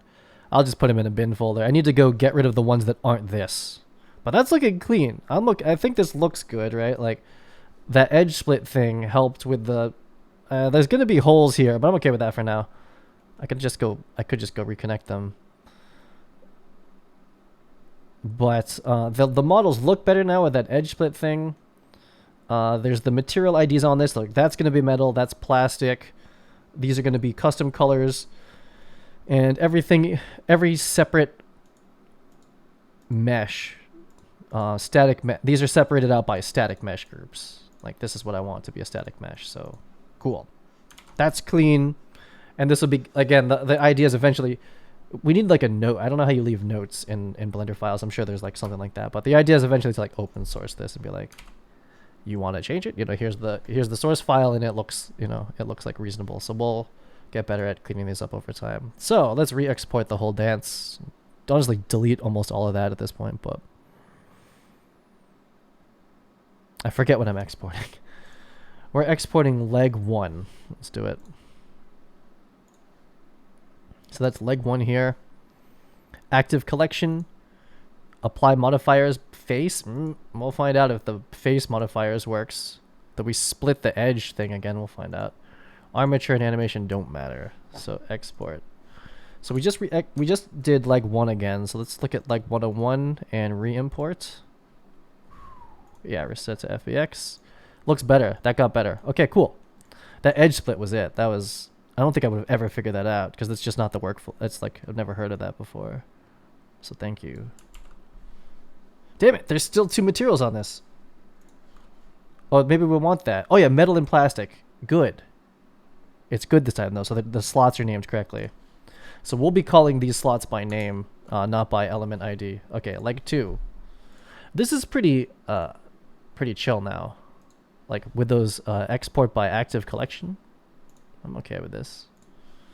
That's much more civilized. I mean, I guess I was trying to do groups, and that's what groups are here for now. Like 3. Tier 1. Maybe I should write a script that does this instead of doing this by hand, but whatever. Export. Tier 2. Oh yeah, this is fucking civilized right here. I like it. Export FBX. I like it. I need to type something. Tier 3. And let's go get the T handle, which is at the right. That's right enough pivot. Export FBX. We don't have it. This is just a general grip T handle. It's not tied to anything. T handle type 1 essentially 01. Because there is a bigger one for some other stand. They're bigger, but all the C-Sense will look like that. It looks pretty good. So, again, we're in a fresh, so let's just delete this. Quick root check, no big deal. And good, all this goes away. And that, nope, not you. Why am I doing this inside the, oh yeah, because I tried to bring in the, I have not successfully mannequined in and out into Blender. We'll get there for sure. Skeleton Blender. It doesn't fucking matter. Like, this is a test project. I don't remember what those are. Oh yeah, that was trying to get skeletal meshes to work, which we did. I don't know if I remember how we did it, but we did it. Okay, so now all of this should be kind of good to go. We're going to import normals and tangents out of here. We're going to combine them locally, not all of these. Import all. No. Oh, look at that. There's no errors. I got something, but there's no errors in there. That feels good. So, cool. Save all. Those look good. So if I was to like make a new actor real quick, this is just a test, but anyway. Stand actor. Just prefab them together. I don't think you say that in Unreal Engine. Alright, just drop those all into the scene root, or scene actor, whatever that thing's called. Default scene root. It's a scene actor, or scene something. scene component. So there they are. The T handle ends up here. Well, it has snapping on, but it'll get parented. It'll get instanced and parented in here. Crazy mode here.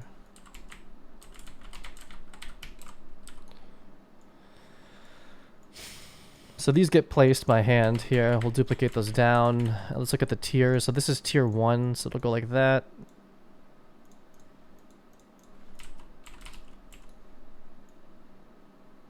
Well, you have to parent the handle to it, but... So there's the tiers. They all go up, they look good. I mean, none of materials on them right now, but... They look good with this, UVs are effed, but... The materials won't have any texture, so you won't be able to tell. Looks good! I think everything's good here. Ooh, those look a little funny. But that's, I think it's just because of the shader. Why is it so white? Those look really weird. Those feet look really odd. Like they're inverted or something. Let me just make some quick test materials for this. And then we'll build the 40-inch, and then I'll bring it into the real game, hook it up, and then really just the gobo arms, and then we have all the C-stands we're ever going to need. There's technically a third C-stand height. No one ever uses it, though. Edge split is not optimal for game engines. Interesting. Yeah, that's what I was wondering. Once we get into UVing and rigging. Instead of edge split, you could use shade smooth whole object. Oh, and use the normals. Fuck. Auto smooth works. That's what we were doing before. It exports normals properly. Also, there's no point in applying modifiers before export. It will do that. It'll be less destructive. Oh, okay. Okay. So did we fuck those or something? Like, are those edges like not connected? So that is the same as just smoothing it and doing like the normals way. That's what we were doing before. Also good to know. Let me look at these feet. I think those feet came in crazy. Huh. So is there a way to un-edge split? I mean, I'll remodel this again. Like now that I know this workflow, I mean, I'm going to be making a bunch of shit. I'll just do it again from scratch. Wouldn't take too long. So it's going to say plastic and metal. We are still not in like production yet of this. This is all still just like kind of R&D for this workflow. Okay, so edge split. That's what I was wondering. Like, does edge split like actually kind of like wreck your topology? I guess it's just for the UVs because now you can't like unwrap because like the edges are it's disconnected or something like that. You are metallic. You have a full spec, and you are zero roughness. And metal has to be white apparently.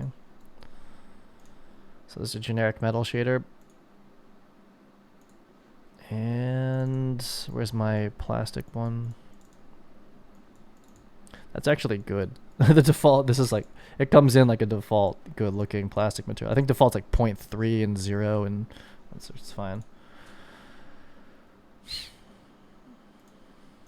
Okay, so let's go, I guess I'll apply it here. So for this, and this, these will have pretty much the same materials. So it's going to be metal for that first one and plastic. Oh, that looks bad. Something looks funny in there. Oh no, it's just a weird reflection. Now, are the UVs? No, that's... I was going to say, for this type of material, you shouldn't have to UV it, right? Like that reflection is screen space. Okay, no, we're okay. It's just weird because it's, you know, it's not a ray trace reflection. Could turn that on, but okay, yeah, it's just like the way that the map's reflecting into it looks weird. And those are those inverted? These have inverted normals. Am I wrong? Like this is inverted, right? Something's wrong with this. Let's go do the thing where you look at the normals. How do you do that? How do you display face normals? Because like these are inverted, right?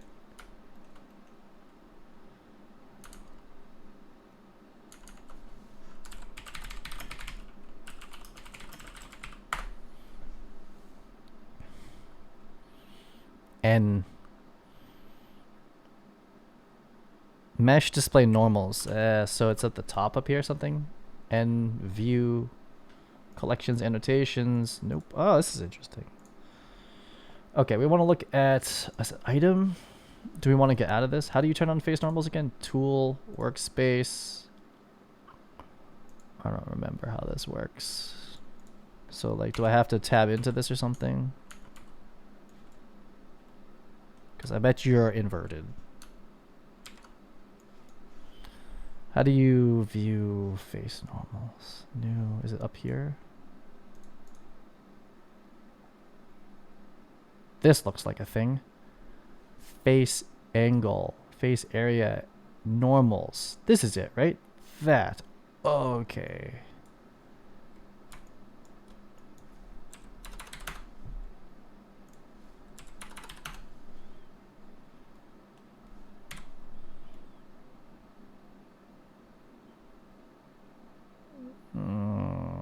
I don't know.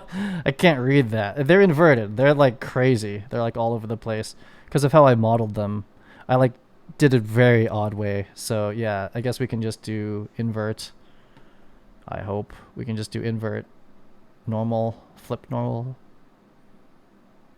unwrap. Is it in here? Is a normal part of this UV thing? No, right? Unsubdivide, UV bridge inset, extrude. Okay. Merge by distance to unrip them? Okay, I'll try that then. Viewport shading options back face culling. Oh, to make this like less crazy looking here. Where is viewport shading options? I don't know where that is. Is that this? View type, gizmo, overlays. I don't even know where that is. Actually, I forgot where this was. But how do you flip the normal? How about this? Normal. App. Recalculate normals? Ooh, that does it. That's fine. Yeah, that looks good. Okay. That's fine. Cool. Let's fix these things. I'll try the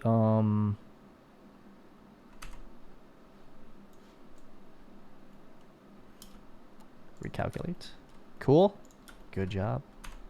And then this one, tab 3, this, that. Cool. Yeah, so those normals were flipped. Tab. And so if I just do like this,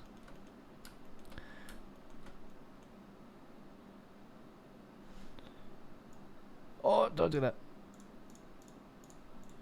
This is where I wish I had my second monitor actually in play.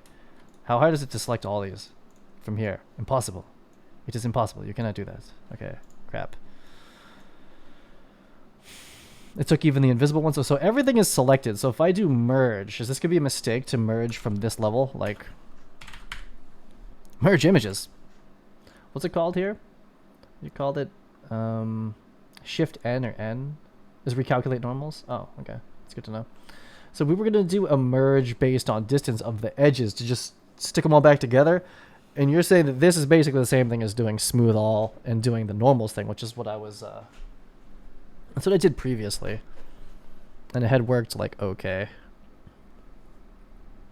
So what is it to merge them all back together? Merge by distance. I've done that. I've only done that with... oops, okay. I've only done that with... Right, and it probably wants me to be like an edit mode.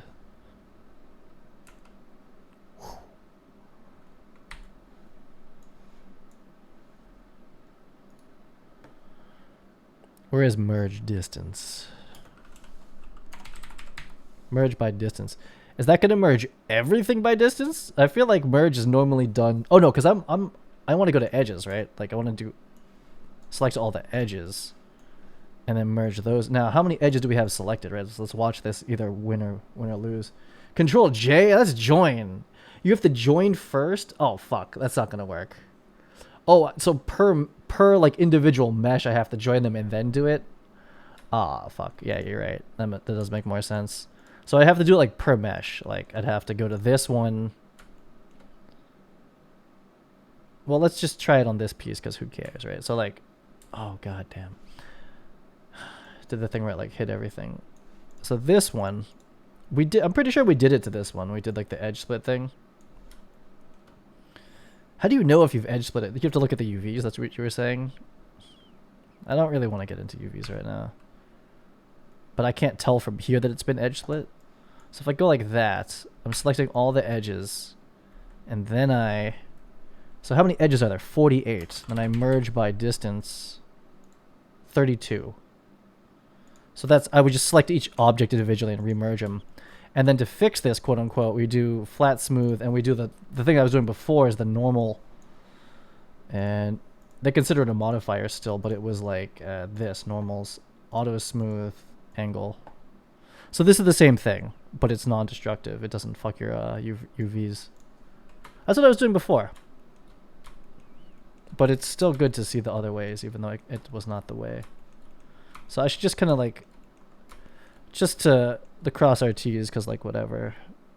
Not that I'm going to need to UV these. I think they're UV'd actually fine already. Damn, so slow getting into this. Tab to all edges, merge by distance. We're going from 48 to 32. Cool.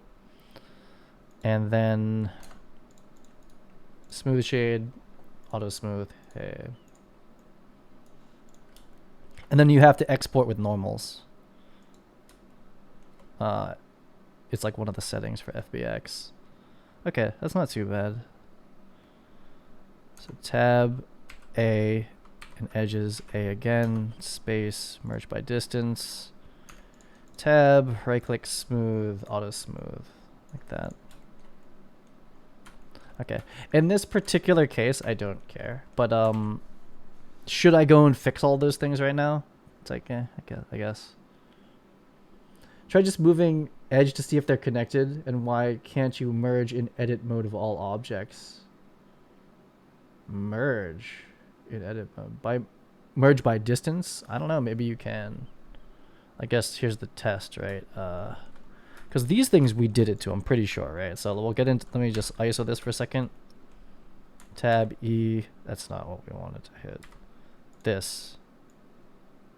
So this is what we don't like, right? Like these are, well, I mean, it's actually would be fine for UVing because we're doing it where we're setting our smoothing by like face-to-face angle or edge angle. And that's how you would auto unwrap too. Auto unwrap looks for these seams. So in this case, it would be fine. But yeah, what you would want is to do this like that. And now this edge is continuous. So the test then is, like you were saying, if let's make sure that this one is the same problem. Looks like it probably is. So those are disconnected too. So the question is, can you select this and this, then go to edit mode, then select all, then space, then merge by distance, undo. Looks like you can. So that means we could then, in theory, and it's going to do it locally to each object, right? It's not like these became the same object or something like that, right? Or am I wrong about that? No, they're still separate objects. So that in theory, we could do what we were going to do, which is this, like the whole shit. Into edit mode, edges, all, merge by distance, remove to 120. So we did it all at once. That would have worked. Okay, cool. Well, it's still good to, I'm still fine with how we did it. Okay. And then part by part, I'm going to go back and kind of like just do that vertex thing. Like that's already in smooth, but just in case, smooth. Just do it part by part. Auto smooth. There, done. That one looks fine actually, but we'll just do it again. Oh, I think we did this one by hand already or something like that. I don't know. Those look fine. This one's fine already. It's already done. This one could probably use like a smooth. I think this one's already done, but you know, just in case. This one's F, right? So this is gonna fix it hopefully, right? We're gonna do smooth, which looks crazy. Auto smooth. There. Okay. Cool. It still has like a weird look overall because it's so low poly with the smoothing on it, but okay, so I think that fixed everything, right? More or less. So we merged it all back together, and I'm not seeing any weird shading issues at the moment. Okay, so this has been it's been quite a journey into Blender. Can you do that edge ripping in other programs? I've never ripped an edge off, or what does that even mean? It's like separating it or something. Like it sounds like it was a I don't know. I've never done that.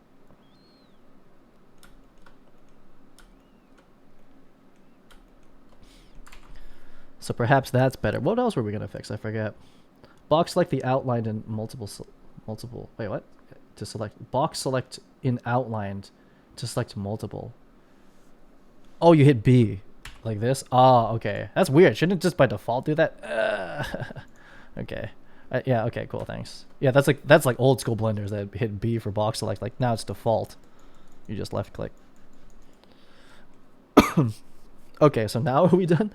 Other than UVing, we merged all the edges back together, which didn't really matter for this one, but it just felt weird to leave it. And we're doing the normals exporting workflow. So what would be cool is if I could just do this. Like, I don't think you can, but just like select the high levels and be like, this is not going to work. That doesn't, I'd have to write a script. Which maybe we'll do. Okay, and once again. So we're going to do file. It's a new export setting though right now. So now we have to do active collection, all local. I probably should apply transforms across the board, but whatever. X forward, Z up. Now we have to do normals only. Well, I don't know if it's normals only. Well, we'll find out. Tangent space, loose edges. Export loose edges as two vertices, polygons. Tangent space. And I don't really know what that is. I don't know like technically what that's doing. And I don't know. And it's the same thing on the import side. I'm like, I don't really know what that is. I know with the procedural custom mesh in Unreal Engine, I was supposed to be like calculating normals and stuff. I just used the calculate normals node. I didn't know what was actually happening though. I have no idea what that means. Nor do I know what I'm exporting. So leg 1, let's do this again. Export leg 1. Boom. Leg 2. File. Export. FBX 2. Boom. It's this extra workflow here that makes game development kind of hard. And it's different in every program. Damn it, what am I doing? I'm doing tier 1. Yes.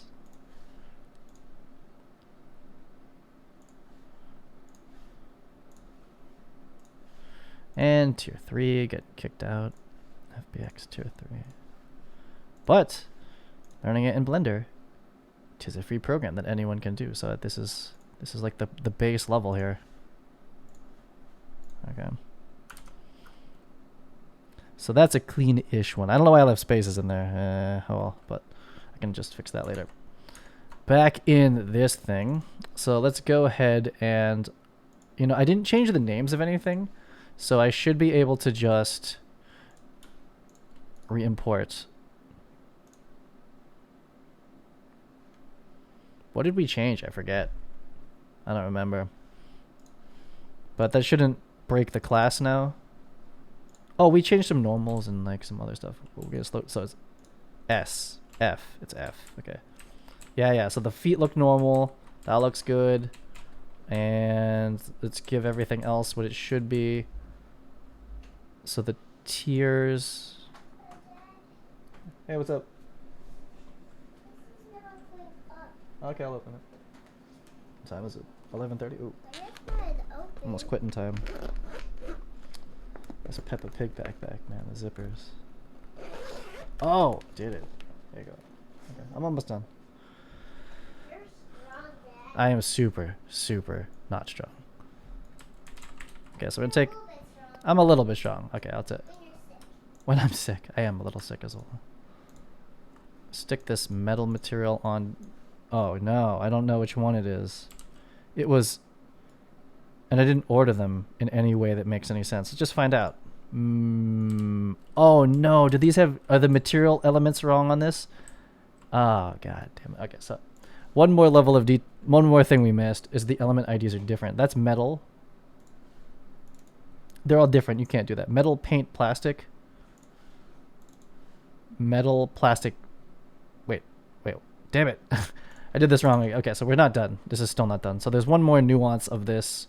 I'm trying to remember the hotkeys in this program. Okay, so... Damn it. So what is dictating the material ID order? In Maya, it would be like... So this is tier 1.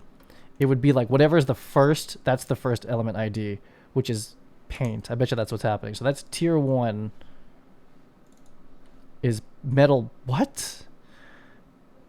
Tier 1 is metal, paint, plastic. Let's go to the materials. That's not the materials. Super confused about that. Tier 1. So it did it from like the bottom. Because like we're exporting by active collection and I've lost control over the material order ID. And it's bringing it in metal first, then paint, then plastic. Is this paint? Plastic. I don't understand the order. Like I don't like how do I control the element ID order?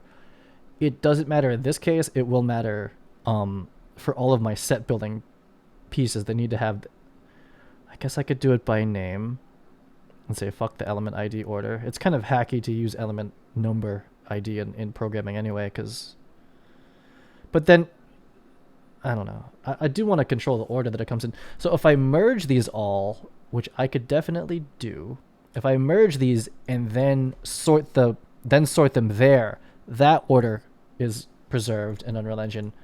However, this is random in my, because going down, it's paint, paint, paint, plastic, metal. That order doesn't make any sense. This order doesn't this doesn't follow the order up or down. Metal, paint, plastic. Metal, because then this is plastic, paint. What's the order? Or did it? What is that? What is that? So when I export from collection, it's kind of funky. So what if I do? What if when I export from active collection, it's weird. What about exporting from selection? I would expect it to go paint, plastic, metal in the element ID order. This is tier 1. We're going to re-import tier 1, metal, paint, plastic. It's the same. Metal, paint, plastic. Doesn't make any sense. Metal, plastic, paint.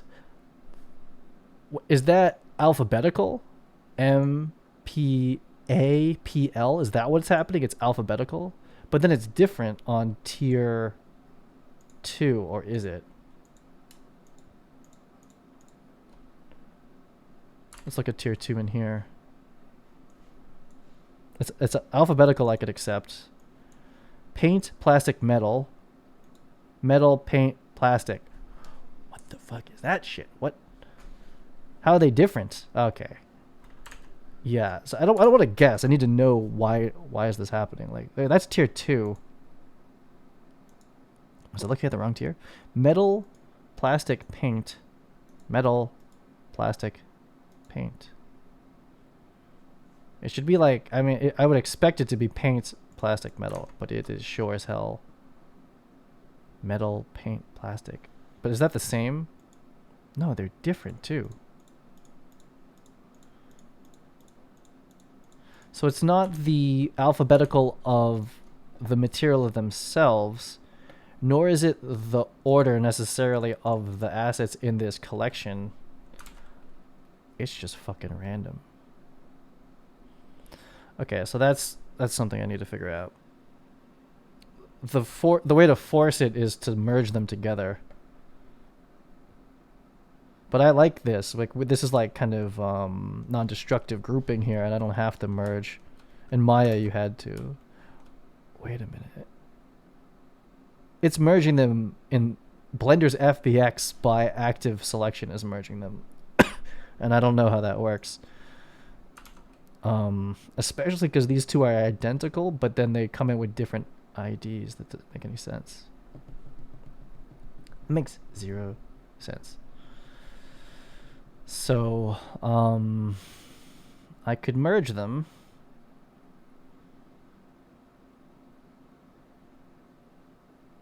Do I care about element ID? Now the names are right, but the... Let me just make one more material. I'm going to call this paint. with reverse cap case. Go for it.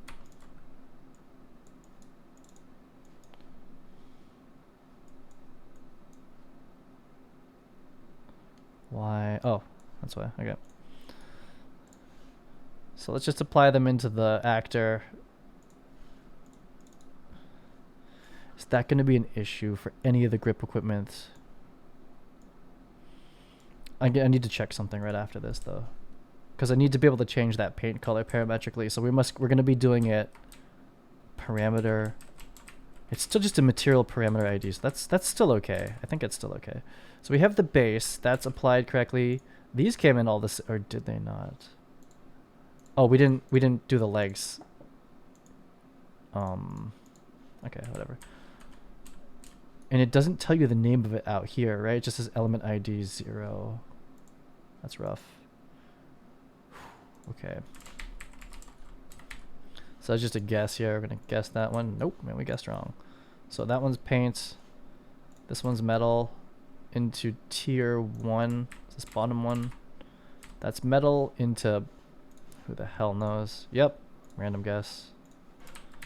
So I think it's more expensive to shade them this way instead of making them, because I think each one of these costs something. So it's like, this is not an inexpensive way of doing this for sure.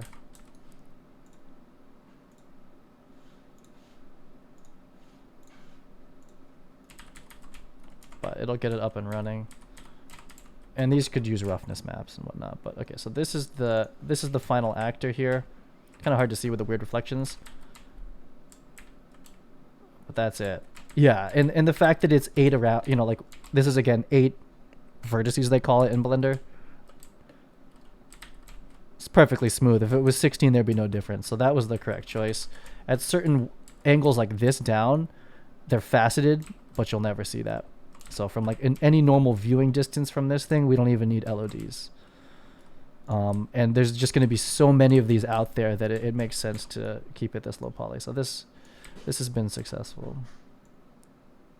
And these I added after. And if we really care about performance, they can be instanced.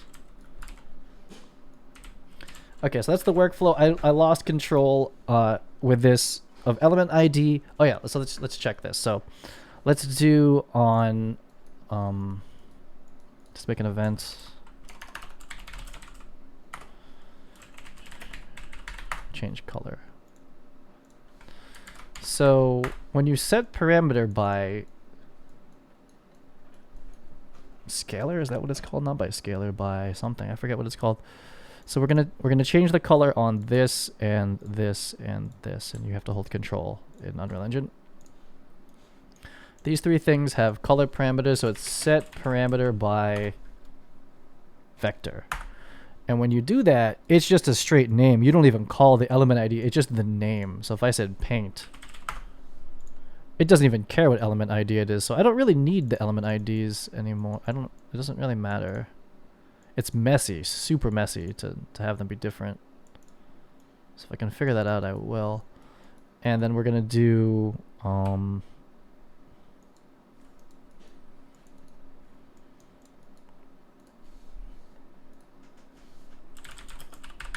make, how do you do, make color? Is that what it is? Make color? How do I do this? Make linear color.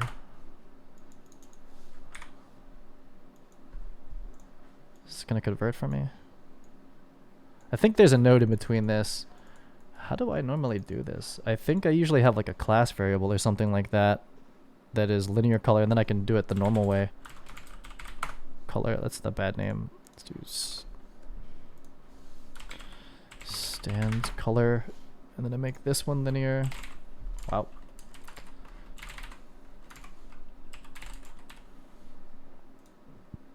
And then from here, I can set it like this. This is what I'm looking for because I need the alpha. Get green.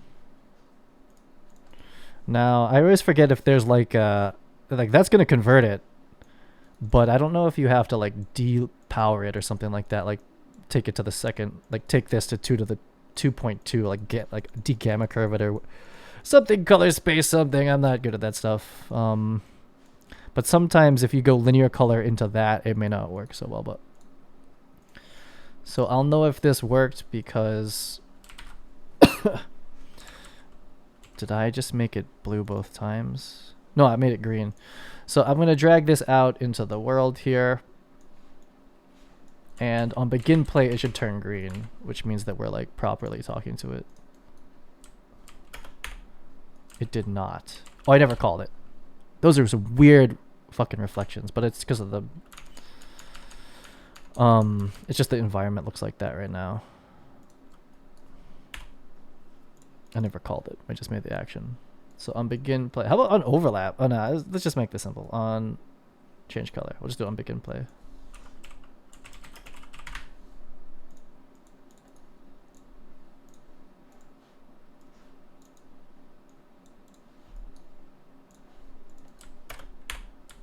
Didn't work. Okay. So they are blue. Oh, there's no parameter. Yeah, that'll for sure do it as well. I'm used to using my materials that have this stuff all set up for me.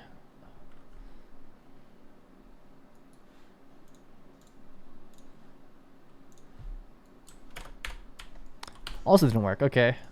Okay. We have a parameter on this called color.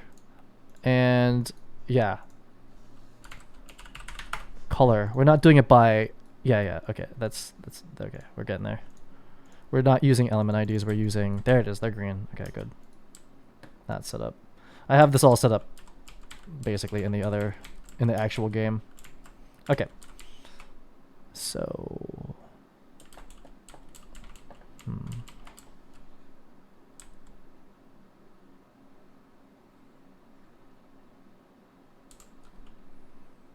yeah, like I mean, look how big they are, and like in the video game, like not we're a little our field of view is a tiny bit different than this, but it's not that different. Yeah, so to go any more high poly than that, it's like ridiculous.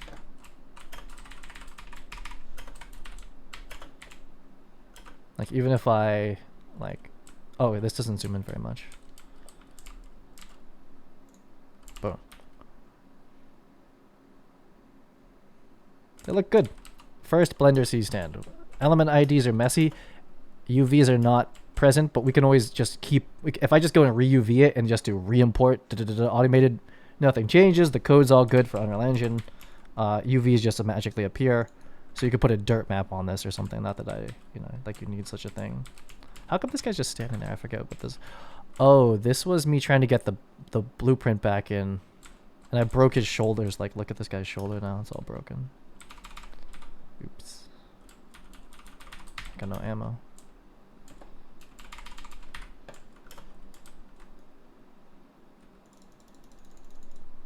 It's a strong C stand.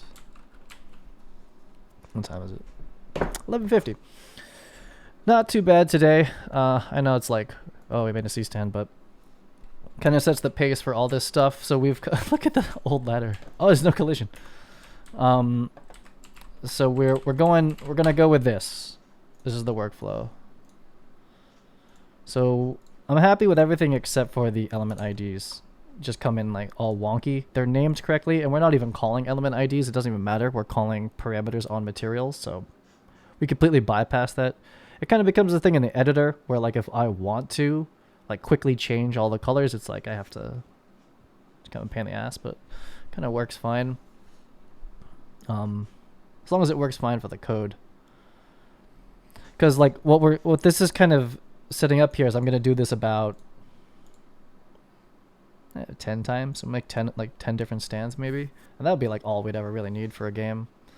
We have the 20-inch, the 40-inch C stand. We're gonna have Beefy Baby 2 and 3 riser and small preemie, they call it. Matthews does 3 of those. 2 combos, 1 mambo combo, 2 overhead rolling stands, and then I already have the. Well, I'm gonna remake the American Roadrunner, and I'll make maybe the Avenger, the 2 Avenger Long John Silvers. No one uses. I mean, that's like very high end. So is a Roadrunner, but however many that was, and it becomes very formulaic at that point. Like once I get this down, it's very fast. The hard part becomes the ones where I animate them, because like these I can animate in Unreal Engine, like 2 seconds. The other ones get rigged, like the baby stand. Those are much harder. But by the time I'm done with that, I'll be pretty happy with our workflow for Blender, and then we can start making more complicated things other than light stands. It doesn't get any easier than this, really. Is there anything else? I think that pretty much wraps it for today. Oh, yeah, it's noon. Cool. Is that 8? Has this been 4 hours? That went fast for me. Yeah, pretty much 3:40. That was good. The coffee was strong today. Didn't even feel bored at all at any point. So, I'm either going to do it off stream today, or tomorrow I'm going to make the 40-inch version of this, then the gobo head. Is it all the same? Yeah, once we make the 2.5, as soon as we make the 2.5 gobo head, that also makes the arm. And then, should I get that up and running at Unreal Engine? We should. So tomorrow I'll make the 40-inch version and the gobo head. That shouldn't take very long at all. And then we'll get these both into actual Cine Tracer in the game, in the Academy mode. And you'll be able to place them. And I'm still not sure how we're going to do the stacking of the different objects. But these are good. These are low poly. Like, how many polys is this whole thing? Like, 700 faces. Is that good? I don't know. I don't really see doing this. I don't see doing this with too many less polygons. I mean, we could lose a little bit. We could like unbevel like some of this stuff here.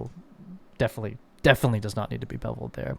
This is maybe a little bit heavy, but 700 for one of these. It's not too bad. The thing is, there's going to be like 20 of them on a cart, and there's going to be multiple carts, and then there's going to be a lot of them out there. So I wanted to get this kind of low poly. I'm fairly certain my other C stands from like Cine Designer and whatnot, they're like 100,000 or something. So like the C stands in the game today, they're huge. They're gigantic. They don't look anything like this.